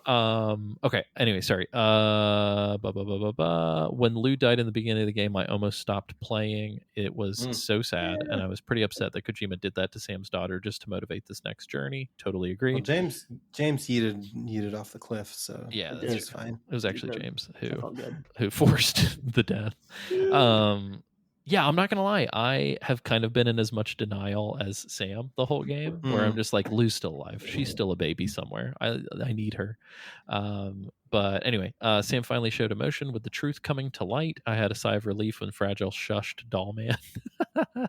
It actually felt good for Sam and Fragile to have that moment without interruption. I saw the moment in that mystical trailer, and I'm looking forward to that development. Episode 10, nothing happens in episode 10. Playing without imaginary Lou sounds and intermittent likes made me really sad. Even if it was all in Sam's mind, it still felt like she was around. Now he really is in isolation. Episode 10 is just preamble to the next Snake mission. Keep on keeping on. Good luck in your playthroughs. P.S. Glad to have connected. That's great. Thank you. That was nice. Sorry for speed reading. I just feel like it's the only way we're gonna move Yeah, that was on. good. The $10 patrons are getting a real show. You may have seen me fumbling all around. Yeah, what was going on with that? In the middle of us talking, the fucking arm to my glasses just fell Oh off. my god! So And first so- it's the poster. Then Yeah, it's what's going on? Yeah, these are like progressive. These are like your Neil chapters. It's like, what's the Yeah. next thing that's gonna break? Yeah. What's your quake? Yeah, James's nose falls off in the middle of Great. Actually, James is tomorrow. Yeah, it's me. this whole time. That's so funny. Yeah, that's pretty much it. I'm gonna go ahead and put this out there. The next two chapters are so much better than these two chapters. They're really good. I don't know. I liked liked episode 9, but I liked episode 9. episode a 9 lot. was really good overall. Yeah, Yeah.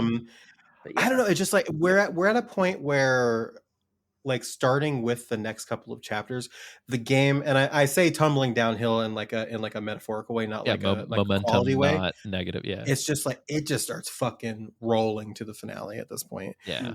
So Which feels shit early. is happening. It does feel very early, but like shit is just happening. Yeah. So we're gonna be like getting into some really exciting shit for the next couple of episodes.